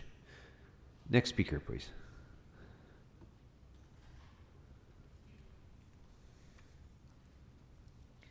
Good afternoon, Good council afternoon. members. My name is Helen Kim, and I am the resident of Koreatown. I've been living in Koreatown City 10 District for the last 39 years, worked there, lived there. Koreatown had historically been the marginalized and politically disenfranchised.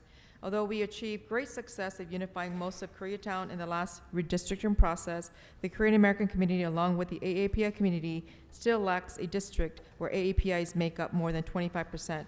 This has resulted in underserved communities fighting each other for limited resources and proper representation. Please support independent redistricting commission and expansion of city council between 23 to 31 districts effective 2026. Thank you very much. Thank you. And as our next speaker is coming up, I'm going to call a couple more names. Teresa Hillary, Steve Kang, and Maria Villamil. And that's all the names that I have who've signed up. So, Mr. Taylor, welcome. Thank you. I have been in this building since 1975. I was fortunate to be Bob Farrell's Council District 8th Chief of Staff, the youngest ever in this building. Not sure if that was a good idea or not. And I worked as Chief of Staff to Xavier Slosky, and luckily I worked for the President of the City Council at that time, John Farrar, too. So I've never testified, I've never come here, but I have to on this issue. I don't think there's anybody out there, I hear our friends out here, but I don't think the public really wants to have more politicians. What I know you need is more staff. They want you to spend more time out there. They want you to be more accessible. And the way to be more accessible is to have more staff so you can better serve me. And to be able to cut your time so you don't have to be here 3 days a week and 3 council meetings. Let's cut it to 1. When I was here, it was 5. And the other thing I will just say on reform, let's get rid of IEs and let the public give as much money to you as you want. So I know who's giving you money rather than me trying to figure out the LA Good Government Committee, what that means and who's really funding that. So let's do it the right way. Thank you very much. Next speaker, please. Good afternoon, council members. Good to see many of you. My name is Steve Kang, and I'm a resident of Council District 10 and representing KYCC, Koreatown Youth and Community Center.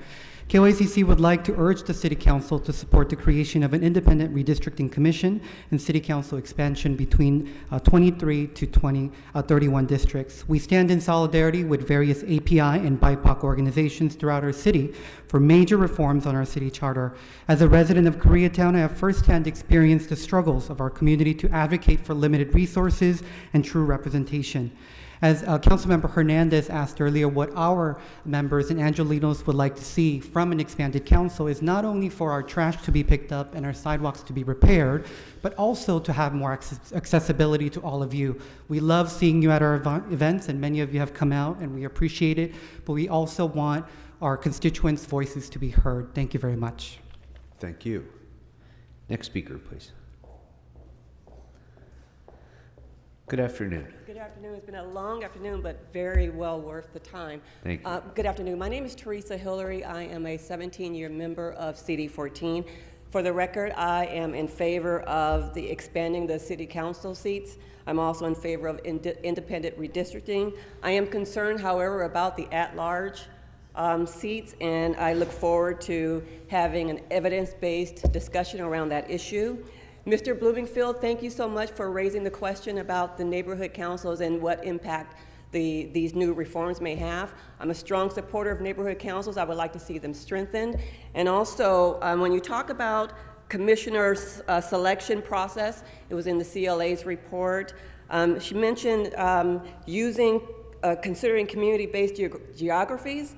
The neighborhood councils, divide them up into 12 regions. Also, the community plans, divide them up in 7 regions when you're looking for a pool of applicants.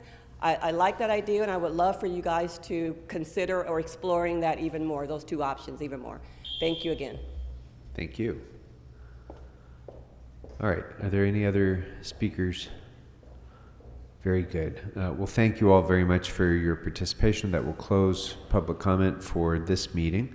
And I'd like to invite Mr. Wickham to come on up and briefly present on where you are now, and perhaps you can synthesize to some extent some of the recommendations that have come forward from the various organizations. John Wickham with the Office of the Chief Legislative Analyst. We are in the process of reviewing all of the information that's been provided.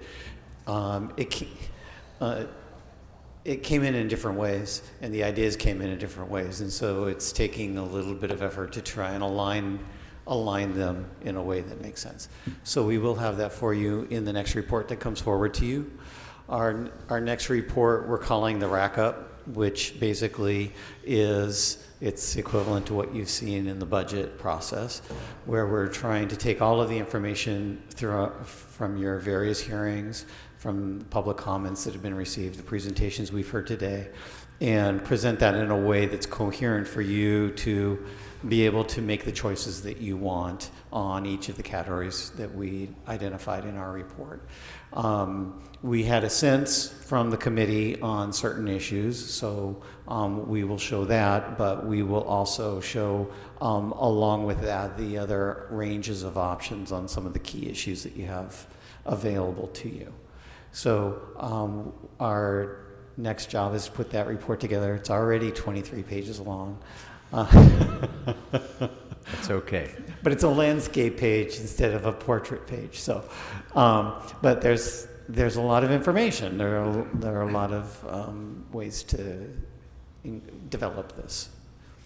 So. And as you're developing the Rack Up, I would just offer the suggestion. We've heard the three reports from the different groups today. And in reviewing those reports, I found there to be a fair amount of consensus on many of the issues that were presented for our discussion in your report. And where you find that there's consensus, I hope that that'll be indicated in the Rack Up, so that if we want to, give greater weight to those recommendations around which there's consensus, that will probably make this process more efficient. And if we want to diverge from that, at least we know that we're taking an action that is, for whatever reason, out of sync with the consensus of the groups. And that's exactly our intention. Good. Very good. Yeah. All right. After that long wait, are there any questions for where the CLA's office is at this point, or anything that you'd like to follow up with after having heard the reports? Okay. Anything further that you wanted to put forward? We had not discussed LAUSD. Our last meeting went really long, so we put that off to this meeting. This meeting has gone quite long. I can very quickly say that our expectation is that virtually all of the issues that are in the general redistricting for City Council will be equivalent in the LAUSD piece. And so there are a couple of issues that are unique to LAUSD, because there are a number of other cities that are included in the school district. So when we do a selection process, we need to make sure that we have a process that incorporates and ensures that other cities are included in that process.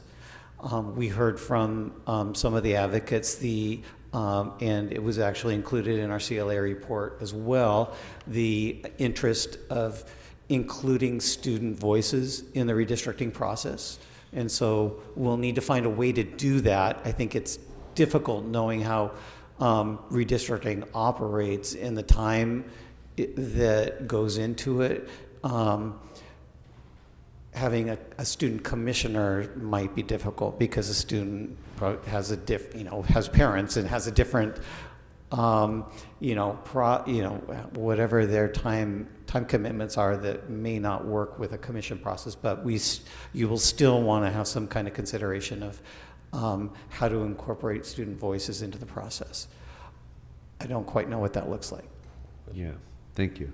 Mr. Blumenfield. Yeah, what about have you talked about the size of the LAUSD board?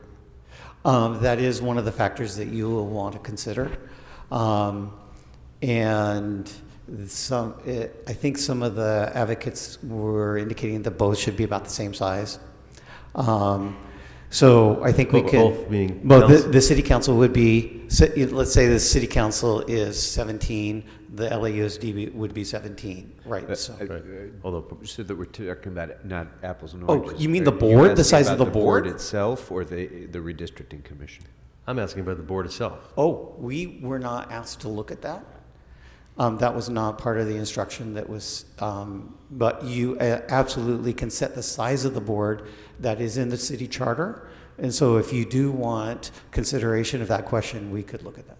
I mean, because there you're talking about 7 members in a larger constituency. Exactly. If we're going to be consistent with our desires to have greater representation, I don't know why we wouldn't consider the size of the board, although I haven't heard any group or anybody talk about that. But it is a logical extrapolation that would be a discussion too. So I don't want to lose sight of that until the last minute, and then. Right. So I'd like for us to at least be educated about that and Okay. have our eyes wide open. Well, Just by way of comparison, when I served on the school board in Burbank, there were 5 of us in a district that had 15,000 students. There are 7 LAUSD board members representing nearly 700,000 students. So it's significant disconnect. Mr. Harris Dawson. Thank you, Mr. President. I'll preface this by saying these questions I'll ask are not necessarily in my own political interest, but my curiosity is just getting the best of me. So, and a lot of this is based on the public comment we just got. A lot of the assumptions of the Voting Rights Act, both the California Voting Rights Act and the United States Voting Rights Act,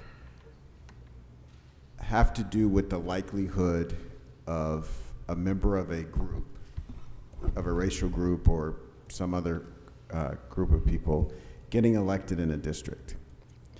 And there's a number at which that becomes possible, there's a number at which that's impossible. Except that there's this small little annoying fact, is that LA City Council has turned that logic on its head consistently. So we have a district that has less than 17% African American, it has an African American representative. We have, in 2010, the least diverse district in the city has not elected a white person since that election. They've elected not 1, but 2 people of color. So I just, a lot of the assumptions that come with the assertion that, oh, if we had this percentage, we could elect someone of our choice, are not borne out by what's actually happened here in Southern California. And I just wonder, has that been examined? Because if you look at it on a statewide basis, then the assumptions might be true. Certainly if you look at it on a national basis, the assumptions are true. But for LA City Council, they haven't held up, at least in recent history. So I'm wondering, 1, is there somebody that looks at that? And then 2, if they do, how do we factor in that information? Well, let me check with some of the resources available to us on that question and see if we can put together an answer for you. It's complicated. Race is a very complicated component of the Supreme Court decisions and the Voting Rights Act, the Federal Voting Rights Act, which are the primary factors on which we base the decisions. And it's both direct and indirect in how you factor in race in those decisions. And like I've indicated in previous conversations, I've been through 3 redistricting processes, and I always have to remind myself again, because some of the things are reverse of what what logic seems to be saying they are. And in other situations, they are what they seem like logic says they are. And it's always keeping track of where you are at any given time in that conversation.